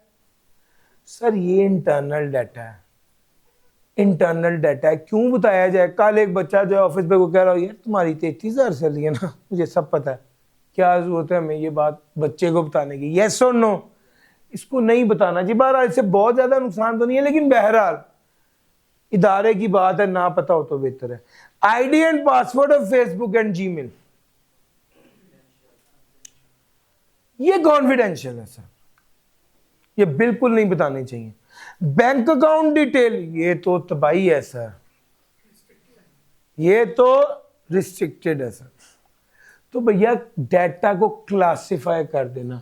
सर जी डाटा को क्लासिफाई कर देना, इसमें वो कहता है बाज़ औक़ात लाइफ साइकिल की बेस पर क्लासिफिकेशन होती है, क्रिएशन, यूजेज और क्लाइवर, किस लेवल मतलब किस स्टेज का डाटा है। Sir ji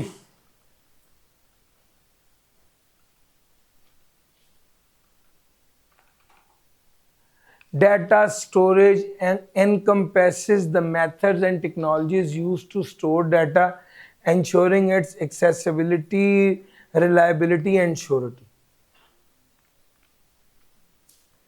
On-premises storage, cloud storage.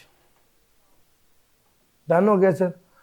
On premises storage और क्लाउड स्टोरेज, ये 2 तरह के स्टोरेज की बात की है उसने। ऑन प्रेमिसेस होता है अपनी हार्ड ड्राइव पे डाटा सेव करना, सर्वर पे डाटा सेव करना, अपने पास डाटा सेव करना। क्लाउड स्टोरेज क्या होता है? G ड्राइव पे डाटा को सेव करना। पूरा चैप्टर है 11 वहां पर पढ़ाना था, लेकिन एक एग्जांपल दे दूं जरा कॉन्सेप्ट पक्का हो जाए, जिंदगी का कोई पता नहीं है। सर अगर आपने पैसा अपने पास अपने घर में अलमारी में रखा हुआ है तो ये ऑन प्रेमिसेस की तरह है, और अगर आपने पैसा बैंक में रखवाया हुआ है तो ये क्लाउड की तरह है। ऑन प्रेमिसेस तो रात 11 बजे भी आप पैसा किसी को दे सकते हैं, लेकिन बैंक में जो पैसा है आपका पैसा है, लेकिन आप रात 11 बजे नहीं निकलवा सकते। ऑन प्रेमिसेस में तो चाहे 6 सिक्योरिटी गार्ड रख लें, लेकिन बैंक के पास 2 सिक्योरिटी गार्ड है, उन्होंने आपके 100 करोड़ के लिए भी उस सिक्योरिटी गार्ड नहीं बढ़ाना। यार मेरा पॉइंट समझ आ रहा है? सर ये फर्क होता है ऑन प्रेमिसेस और क्लाउड में। ऑन प्रेमिसेस में आप ओन करते हैं, आपके पास कंट्रोल होता है, आप तब्दीली कर सकते हैं, लेकिन क्लाउड में जो है वो data is stored on remote servers manage by third party providers. Cloud storage, ये डाटा आपका गूगल पे है, एज्योर या AWS पे है। आप पैसा कम ज्यादा कर सकते हैं। आपने जो अलमारी ले ली पैसे की, वो कम ज्यादा तो नहीं होगी ना जो घर में आपने रखी पैसे के लिए, लेकिन कैश के हवाले से आप इसको कर सकते हैं। Cloud storage provides scalability, flexibility and cost efficiency, but introduce dependency on vendor security practices and internet connectivity. Hybrid storage की बात करूं तो combination of on premises and cloud storage allowing organization to balance control and scalability. Sensitive data might be kept on premises while less critical is stored in the cloud. Sir ji ये on premises है, सबसे ज्यादा ये secure है। ये cloud है, इसको कम करना बढ़ाना कॉस्ट इफेक्टिव में ये है। हाइब्रिड ये है, तो 5 लाख घर रख ले, बाकी बैंक में रखवा दे। यार मेरा पॉइंट समझ आ रहा है? It is a mixture combination, दोनों के फायदे उठा लें। सर जी एज स्टोरेज क्या है? जहां पर डाटा जनरेट हुआ वहीं स्टोर कर लिया, ये एज स्टोरेज है। चैप्टर नंबर 9 में आ रहा है। ब्लॉकचेन चैप्टर नंबर 12 में आ रहा है। डेटा लेक्स चैप्टर नंबर 4 में एक जगह पर आया है, इसको हम देख लेते हैं, जहां पर वो डेटा लेक्स की बात करता है। डेटा लेक असल में ये होता है हर तरह का डाटा, स्ट्रक्चर्ड अनस्ट्रक्चर्ड, एक ही जगह पर सेव किया गया हो। ये सेंट्रलाइज्ड रिपोजिटरी है जो raw data, structured data, unstructured data, हर तरह का डाटा अपने पास सेव कर लेता है। सर अब मैं चल रहा हूं अगले टॉपिक की तरफ, जो है डाटा इंटेग्रिटी। डाटा इंटेग्रिटी क्या है, इसके लिए मैं आपको एक स्टोरी सुनाता हूं। स्टोरी सुनिएगा, स्टोरी आपको समझ आ गई तो डाटा इंटेग्रिटी आपको समझ आ जाएगी। असल में डाटा इंटेग्रिटी की थीम यह है कि जैसा रखा था ना डाटा, डाटा वैसा ही रहे, डाटा में कोई तब्दीली ना आए। जिस तरह हमारे माँ बाप भी हमसे चाहते हैं कि यार हमारे अदब में, हमारी ज़िंदगी में, हमारे एहतराम में कोई तब्दीली ना आए, हम जैसे बाअदब है वैसे ही रहें। एक स्टोरी बनाई है मैंने छोटी सी, ज़रा इसको डिस्कस करते हैं। स्टोरी का नाम है द इंटेग्रिटी ड्रिफ्ट। स्टोरी कुछ इस तरह से चलती है। सर जी माँ बाप है, ये बच्चा है इंतहाई ताबेदार, नमाजी, परहेजगार। माँ बाप इसको देख के खुश है, ये माँ बाप को देख के खुश है। बस टेंशन एक ही है, ये बच्चा बहुत अच्छा है, पैसे नहीं कमा रहा, खुदा करे इसका वीज़ा लगे और ये बाहर चला जाए। शादीशुदा आदमी है, रिलेशन में है, उसकी वाइफ है और एक दूसरे के साथ एक अच्छा बॉन्ड है। तो आ कबूल हो गई। ये बंदा अब कहाँ जाने लगा है? इटली जाने लगा। Sir Italy, sir Italian airline है, ये रो रहे हैं और ये बंदा जो है वो इटली जा रहा है।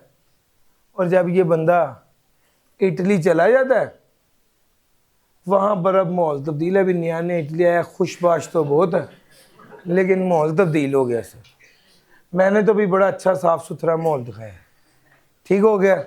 अब जब ये माहौल हुआ ना तब्दील, तो अब आप गौर करें, यहां से ये वापस आ गया।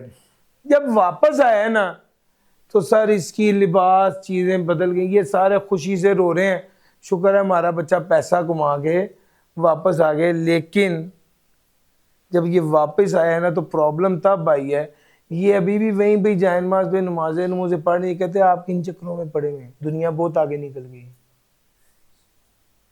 दुनिया बहुत आगे निकल गई। आप अभी भी आप मुझे नमाज पढ़ने का कह रहे हैं, नमाज मुंह से कुछ नहीं, मैंने मेहनत से पैसा कमाया। सर बदतमीज से बात भी कर रहा है, इखलाक भी गया, इत्तराम भी गया, नमाज भी गई, ठीक हो गया, बाहर से पैसा तो कमा के आ गया है, लेकिन माँ बाप की ख्वाहिश थी ये वैसा ही रहे, लेकिन इसका अकीदा बदल गया। सर जी इधर देखिएगा जरा, यहां पर इसका हुलिया बदल गया, फिजिकल अपीयरेंस बदल गई है, यहां पर इसका रवैया अकीदा बदल गया, लॉजिकली भी ये तब्दील हो चुका है, लॉजिकल इंटेग्रिटी भी नहीं रही, फिजिकल इंटेग्रिटी भी नहीं रही, लॉजिकल इंटेग्रिटी भी नहीं रही। अच्छा जनाब, तीसरा मसला क्या हुआ है, अब वो जनाब उसकी बेगम है, वो क्या कहते हैं, वो इटली से घूमा है, उसको समझ ही नहीं आ रही। अब सर जी जो रिलेशनल इंटेग्रिटी थी, जो ताल्लुक था, वो भी खराब हो गया, जो ताल्लुक था वो भी खराब हो गया। सर एक इसकी यूनिकनेस थी कि पाकिस्तानी तो था, सर इटली का कागजात बन गए, अब ये इसकी ये यूनिकनेस भी चली गई है, अब ये पाकिस्तानी भी नहीं रहा। सर कॉन्सेप्ट ये है, गल मुक गई है सर, कॉन्सेप्ट ये है कि चार चीजें इंटेग्रिटी में आती हैं, इंटेग्रिटी में चार चीजें आती। चीज नंबर 1 फिजिकल इंटेग्रिटी, चीज नंबर 2 लॉजिकल इंटेग्रिटी, चीज नंबर 3 एंटिटी इंटेग्रिटी, उसकी यूनिकनेस, उसका पाकिस्तानी होना, वो भी तब्दील होगी। और चौथा क्या है, रिलेशनल इंटेग्रिटी, उसका जो ताल्लुक था वो भी तब्दील हो गया। सर ये मैंने स्टोरी आपको सुना दी है, स्टोरी असल में फिजिकल इंटेग्रिटी की बात करते हैं कि डेटा जो है, protecting data from physical disruption, hardware failure, power outrage से डाटा को बचाया जाए, डाटा फिजिकल इंटरप्शन से बचे। दूसरा logical integrity, ensuring data remains consistent and accurate in databases through constraints, validation and relationship. तीसरा ensuring each record in a database is uniquely identified, जो uniqueness है वो इसकी बरकरार है, रिकॉर्ड में फिजिकल इंटेग्रिटी भी कॉम्प्रोमाइज ना हो, लॉजिकल इंटेग्रिटी भी कॉम्प्रोमाइज ना हो, एंटिटी की इंटेग्रिटी यूनिकनेस भी कॉम्प्रोमाइज ना हो, और उसका एक डाटे का दूसरे डाटे से जो ताल्लुक है उसमें भी तब्दीली ना आए। वो सर समझ रहे हैं, ये चार बातें आपके साथ कही थी। इंटेग्रिटी से अगर रिलेट करें तो पहले लिबास वाली बात थी, अकीदे और नमाज अदब वाली बात थी, ये पासपोर्ट वाली बात थी, और ये रिलेशन वाली बात थी। और सर समझ आ रहा है? सर जी ये सारी पिक्चर्स एआई जनरेटेड थी, ये सारी पिक्चर्स एआई जनरेटेड थी, ये स्टोरी मैंने खुद क्राफ्ट की है और फिर एआई से ये पिक्चर्स जनरेट करके आपको इस तरह से प्रेजेंट किया है। फ़ायदा बस ये है कि वो स्टोरी से आपके जहन में इंटेग्रिटी का कॉन्सेप्ट ज़रा मजबूत रहेगा। यार समझ आ गया? यस और नो? मज़ा भी आया और समझ भी आया? ले सर आगे चलते हैं। इससे ज़्यादा के लिए ना आपको खुद सर्च करनी पड़ेगी। जी भाई, जी जी जी, बस जो जिस पॉइंट पर बंदा होता है उस सकता है और सिस्टम था भी और है तो उसके मुताबिक। लो सर अब आपने डाटा इंटेग्रिटी को मेंटेन करने के लिए क्या करना है? सबसे पहला डाटा वैलिडेशन। सबसे पहला पॉइंट क्या है? डाटा वैलिडेशन का मतलब तो कल मैंने बता दिया था sir ji. Data validation checks हैं, ऑडिटिंग करना, access control, version control, data backups, ये सारी चीजें डाटा इंटेग्रिटी को मेंटेन करने के लिए जरूरी है। इत्तेफाक ऐसा कि हम ये सारी चीजें पहले पढ़ चुके हैं। सर डाटा वैलिडेशन क्या है? यानी आप चेक्स को इंश्योर करेंगे डाटा में कोई तब्दीली नहीं आई। फिर उसके बाद ऑडिटिंग डाटा की कॉन्टिन्यूसली रिव्यू करें डाटा को कि डाटा में कोई इशू तो नहीं है, कोई तब्दीली तो नहीं आ रही। एक्सेस कंट्रोल, अनऑथराइज बंदा डाटा को एक्सेस ना करे या उसमें तब्दीली ना करे। वर्जन कंट्रोल बड़ा इंपॉर्टेंट होता है। जो वर्जन आपके पास है सर जी, जब आप डाटा में कुछ अपडेट करते हैं तो डाटा का वर्जन अपडेट हो जाता है। पॉइंट समझ आ रहा है सर? आप डाटा को कहता है आप चेंजेस को ट्रैक करें कि वर्जन नंबर 5 और वर्जन नंबर 6 में क्या चेंज है, इसका भी आपको प्रॉपर ऑडिट ट्रेल बनानी चाहिए। कौन कौन सी चीज़ें तब्दील हो रही हैं वर्जन के तब्दील होने से। और डाटा बैकअप का मतलब है आपके पास डाटा बैकअप में मौजूद होना चाहिए कि अगर फाइल करप्ट हो जाए तो आप उससे पिछले स्टेप का डाटा तो एक्सेस कर पाए। सर डाटा सिक्योरिटी, ये वाली बात हो गई थी आपके साथ। सर जी डाटा सिक्योरिटी की सारी बातें आपके साथ करने लगा हूं। एनक्रिप्शन क्या बात हो गई थी? सर डाटा को एनक्रिप्ट कर देना ताकि कोई बंदा अगर अनऑथराइज्ड एक्सेस कर भी ले तो डाटा को रीड ना कर पाए। डाटा को एनकोड कर देना कि वो डाटा रीडेबल ना हो किसी दूसरे बंदे के लिए।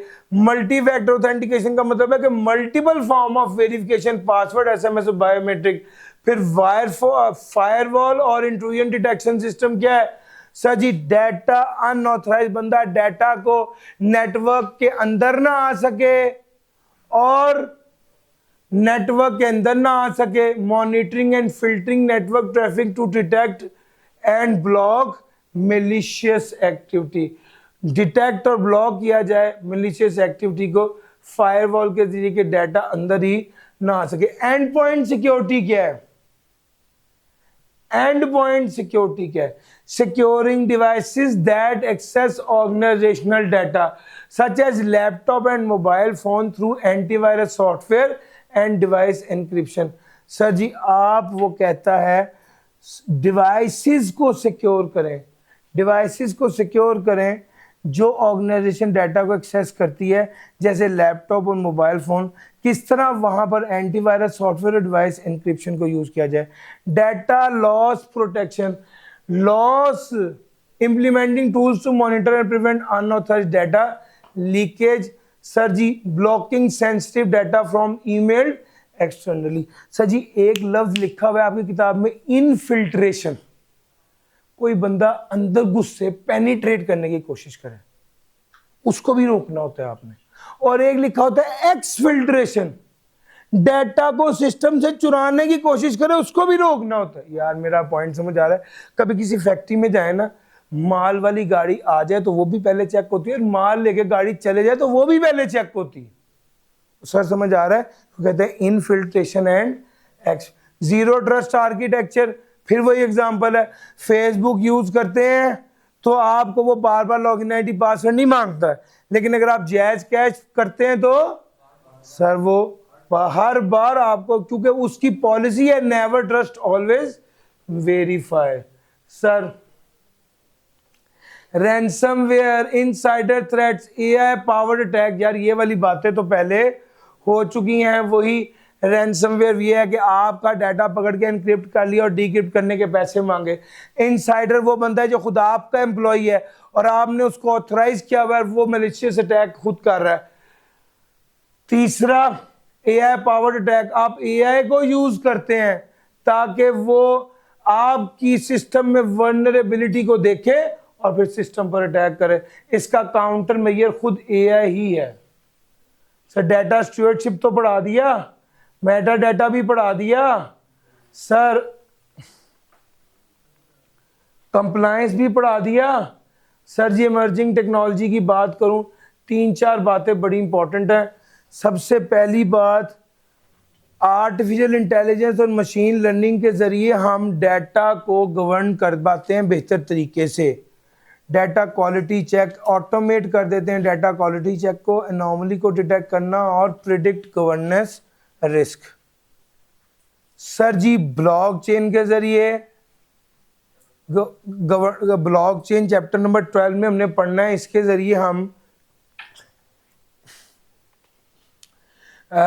ज़रिए हम जो है वो डिसेंट्रलाइज्ड टेम्पर प्रूफ लेजर है फॉर ट्रैकिंग डाटा लाइनेज। बड़ी डिटेल से मैं आपको पढ़ाऊंगा डिसेंट्रलाइज्ड सिस्टम क्या होता है, बाकी सारी बातें इसको रेफर ही कर दें। Sir ji data governance platform में कोलिब्रा, इन्फॉर्मेटिका और एलेशन, ये 3 तरह के प्लेटफॉर्म्स हैं। इसके बारे में आपकी किताब में तो बिल्कुल कुछ नहीं बताया गया, मगर मैंने शायद लास्ट टाइम मुझे याद है कि मैंने बता दिया था, मगर यहाँ से ढूंढ के बताया था।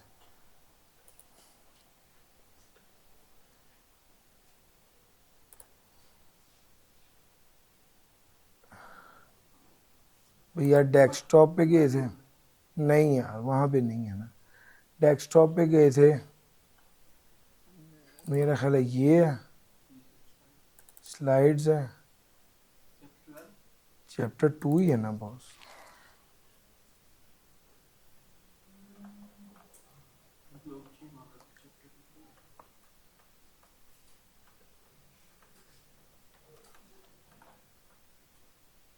मैं वो 3 टर्म्स हैं, वो किताब में भी नहीं लिखी हुई, मैं चाहता हूँ मैं वो बता दूं।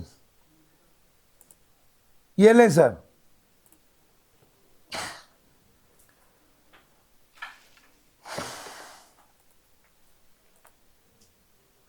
कोलिब्रा बुनियादी तौर पे डाटा गवर्नेंस का टूल है जो कि ऑर्गेनाइजेशन को हेल्प करता है कि रूल सेट करे और responsibility, who is data owner, who is data custodian, who is steward, data steward, इसको डिफाइन करने का काम कोलिब्रा के जरिए किया जाता है। ये एक टूल है।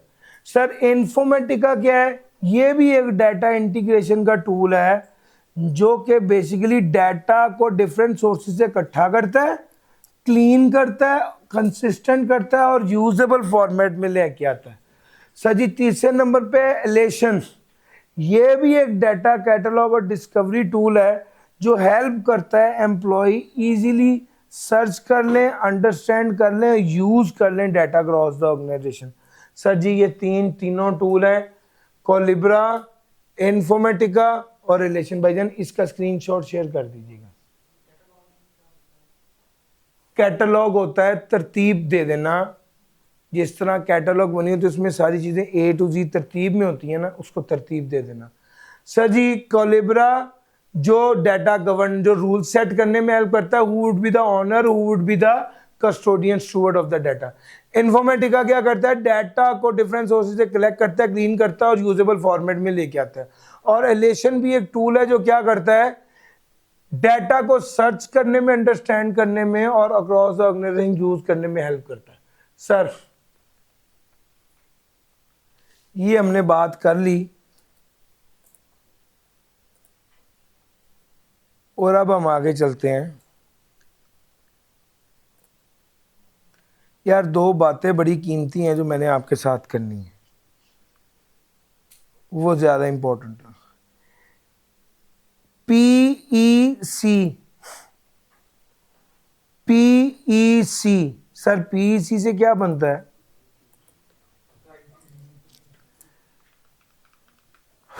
Privacy enhancing computation. सर इसका क्या मतलब है? सर ये बुनियादी तौर पे टेक्निक्स होती हैं होमोमॉर्फिक और फेडरेटेड लर्निंग, जिसके ज़रिए आप सिक्योर डाटा प्रोसेसिंग कर लेते हैं विदाउट कॉम्प्रोमाइजिंग। होमोमॉर्फिक एनक्रिप्शन क्या है?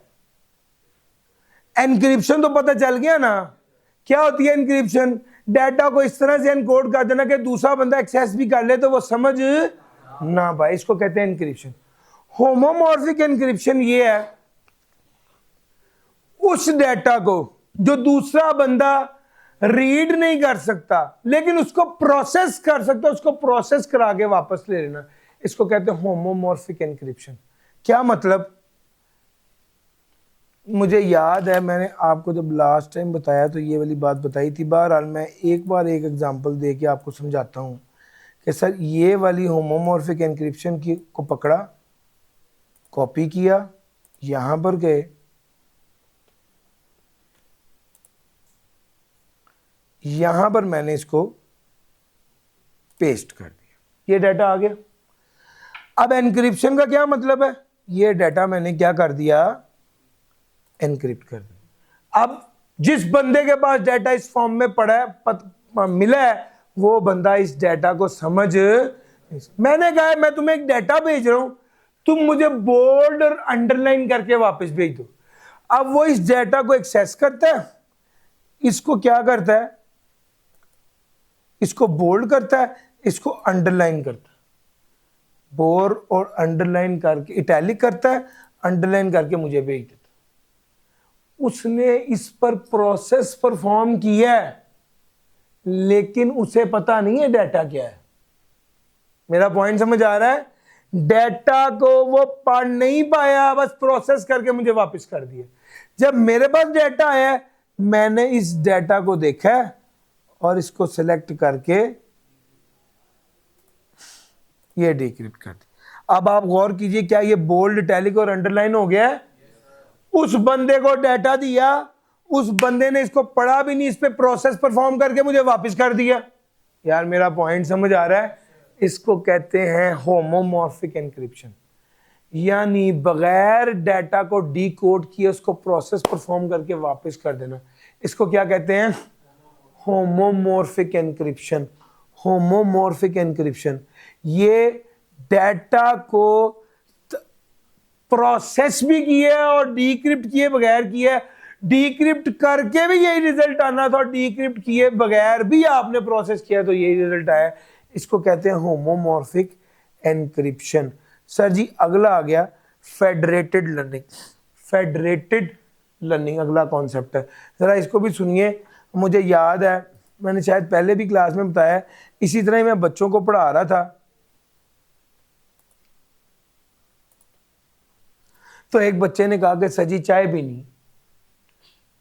मैंने कहा ठीक है, एक काम करना है, कल आपने चाय पिलानी, कल आप चाय पिलाएं, परसों वो भाई चाय पिलाएं, तरसों वो भाई चाय पिलाएं, और उससे अगले दिन मैं चाय पिलाऊं। डन हो गई बात। इन भाई ने चाय बनाई। अच्छी बात ये थी कि जब इन्होंने चाय बनाई ना, तो चाय बनाते हुए इन्होंने इलायची डाली, जिससे जायका बड़ा कमाल बना। फिर उसके बाद वो भाई की बारी आई अगले दिन, उनको कहा भाई चाय बना के, चाय बनाएंगे? उसने कहा जी बिल्कुल बनाएंगे। इन्होंने चाय बनाई। इन्होंने अच्छी बात ये की कि मिसाल के तौर पे चाय में अदरक डाल दिया। अब अदरक का जायका बड़ा जबरदस्त आया। फिर इन भाई ने चाय बनाई, तो इन्होंने अच्छा काम ये किया कि इन्होंने एवरीडे के दूध की बनाई, बड़ी कमाल जायका आ गया। मेरे पास भी एक चाय की रेसिपी थी, मेरे पास भी एक चाय की रेसिपी थी। पहले मैंने आप तीनों से चाय पी, और फिर उसके बाद जब मैंने चाय बनाई तो मैंने क्या किया, आपकी नॉलेज को भी इस्तेमाल किया, इलायची भी डाली, आपके नॉलेज को इस्तेमाल भी किया, अदरक भी डाला, आपके नॉलेज को इस्तेमाल भी किया, उसमें एवरीडे भी डाल दिया। ठीक हो गया जी सर। और सर पॉइंट समझ आ रहा है? सर पॉइंट समझ आ रहा है? ये बुनियादी तौर पे इसको कहते हैं फेडरेटेड लर्निंग। मैंने आपसे आपकी इंफॉर्मेशन ली है और फिर उसके बाद एक आइटम, यार मेरा पॉइंट समझ आ रहा है? इसको क्या कहते हैं? Federated learning. सर अगर ये बात आपको समझ आ गई तो आओ एक किताब वाली एग्जांपल देता हूँ। सर जी आगा खान बोर्ड जो है, ये एक हेल्थ केयर इंस्टीट्यूशन है लाहौर में। इनकी जो ब्रांच है, उन्होंने देखा कि जिन लोगों को डेंगू हुआ है उनको बुखार हो गया।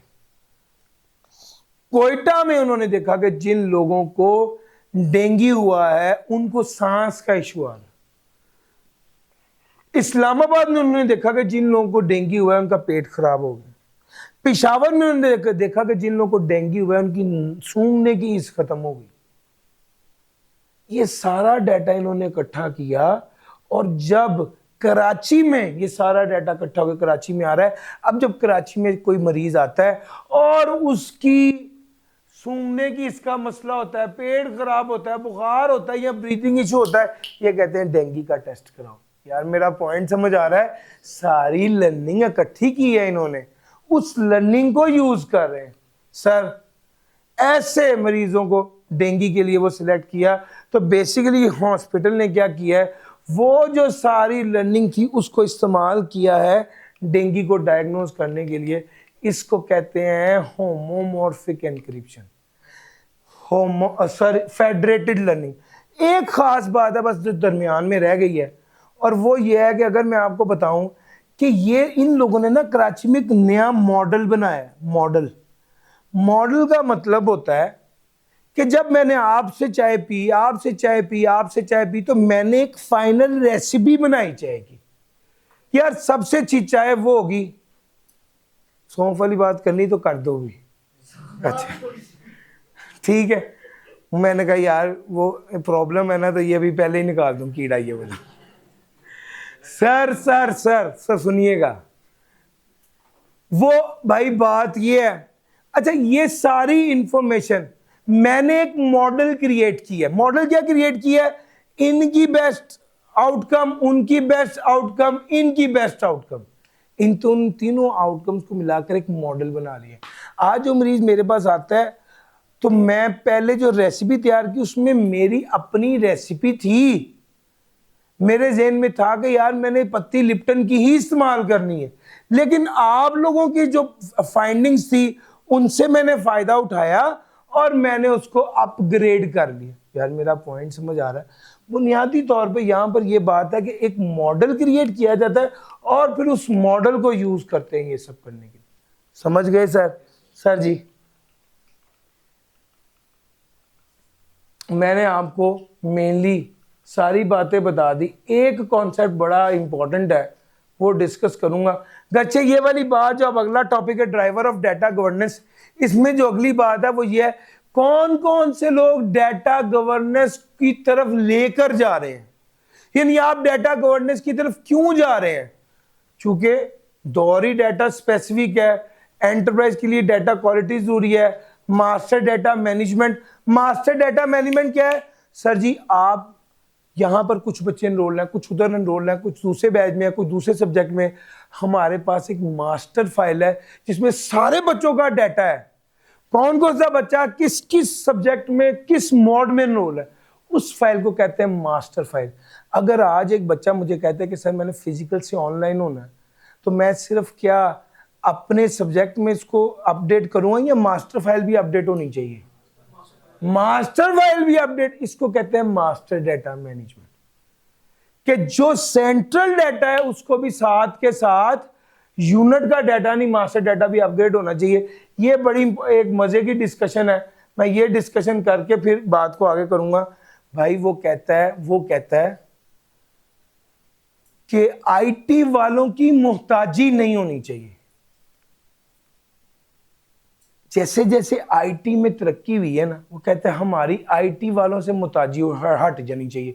एक एग्जांपल लीजिए, आज से 10 साल पहले जब मैंने 15 साल पहले जब मैंने पता करना होता था ना मेरा अकाउंट बैलेंस क्या है, मैं बैंक के बाहर चला जाता था, बैंक टाइमिंग में जाके जाता था, उनसे पूछता था मेरा बैलेंस क्या है, वो मुझे 10 मिनट बाद बैलेंस बताते थे। वो मेरा अपना ही पैसा है, मैं जलील कर देते थे। अब जब ये प्रॉब्लम नजर आई तो इन्होंने कहा कि यार लोग ना हम पे डिपेंडेंट हैं। इन्होंने क्या किया, एक ऐप बना दी। आज अगर आपने बैंक अकाउंट का बैलेंस पता करना है तो बैंक जाएंगे? यस और नो? कभी भी नहीं तो जैज कैश के दफ्तर के आगे तो हर वक्त लाइन लगी हो, भाई मुझे बताओ मेरा बैलेंस कितना। 1 मिनट में बैलेंस पता चलता है, यस और नो? इसका मतलब है कि उन्होंने आपको इंडिपेंडेंट कर दिया बैंक से, ऐप के जरिए आप चल रहे हैं। इसी तरह ही ऑर्गेनाइजेशन में आईटी वाले लोग, मियां साहब उसकी मोहताजी है। मियां साहब कह रहे हैं आईटी वाले को, यार तुम आओ, तुम मुझे बताओ मेरी इन्वेंट्री कितनी है, तुम मुझे बताओ मेरे सॉफ्टवेयर से निकाल के ही मुझे बताओ कि इन्वेंट्री कितनी है, सेल कितनी है, प्रोडक्शन कितनी है, मार्केटिंग कितनी है। अब क्या हुआ, उन्होंने कहा भाईजान आज इसकी जरूरत नहीं है। आज आईटी वालों ने इतना आगे बढ़ गए कि उन्होंने हर बंदे की नीड के मुताबिक डैशबोर्ड बना दिया। मियां साहब की जरूरत के मुताबिक उन्होंने क्या कर दिया है, डैशबोर्ड बना दिया है। आज वो एक क्लिक करते हैं, प्रोडक्शन की रिपोर्ट कहते हैं, वो सिर्फ पीरियड लिखते हैं, इतने पीरियड से इतने पीरियड तक की रिपोर्ट बताओ, daily report, weekly report, monthly report, वो निकाल के देता है। यस और नो सर? वो कहता है this is self service business intelligence.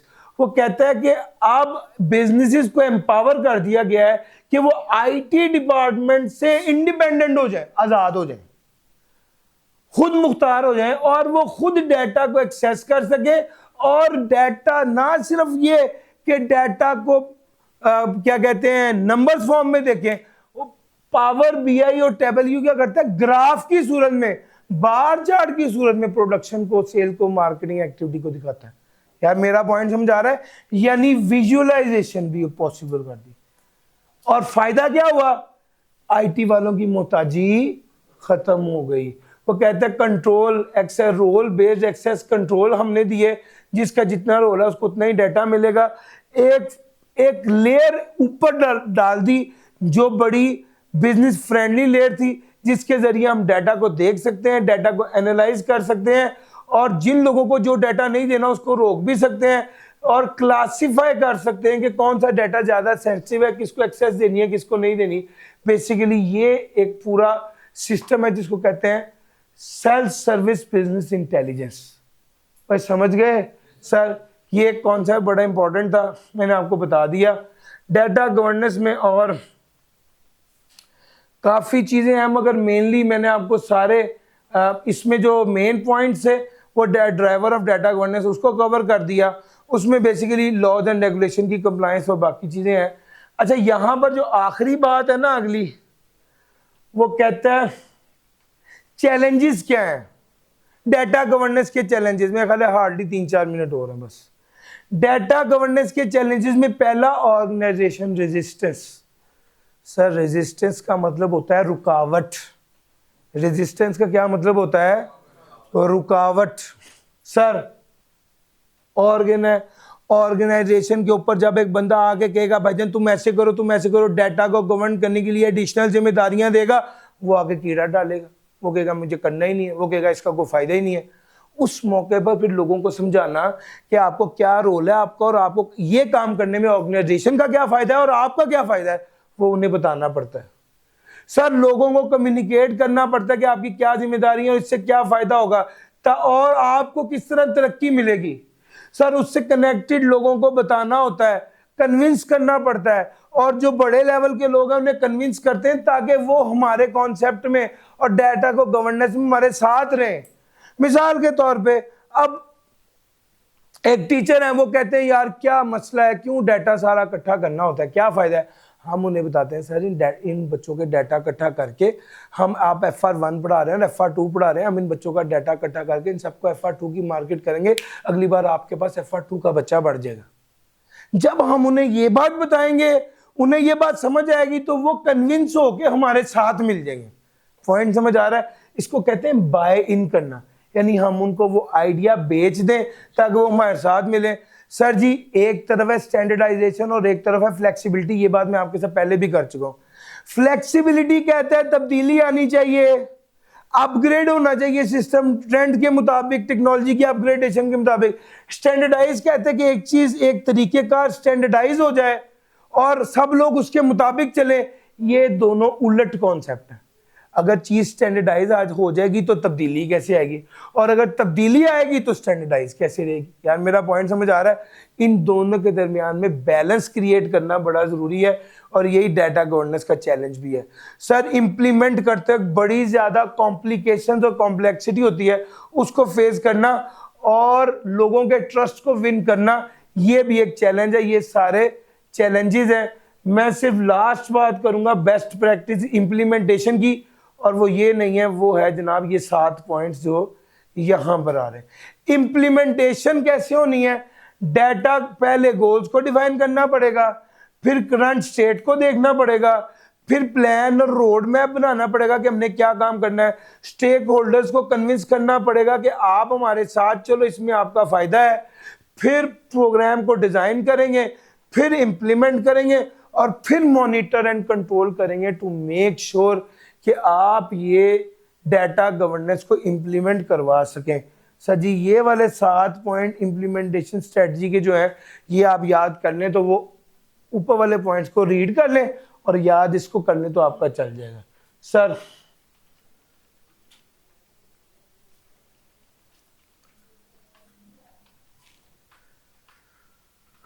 और सर समझ आ रही है? ये सारा कुछ हमने जो डिस्कस किया, this is all about data governance. मेरा ख्याल है कि मैंने डाटा गवर्नेंस की 95% बातें आपके साथ कर दी हैं। वन ऑफ कोई बात रह गई हो तो इंशाल्लाह वो कल कर लेंगे। कल हमारा चैप्टर नंबर 5 और 6 होगा। डेटाबेस है, बड़ा इंपॉर्टेंट सेशन है कल का। सिर्फ कल के सेशन से ही मैं एक्सपेक्ट करूँ कम से कम 15 मार्क्स का पेपर जरूर आएगा। ले सर आज के लिए इतना ही था। थैंक यू जी, अल्लाह हाफिज़।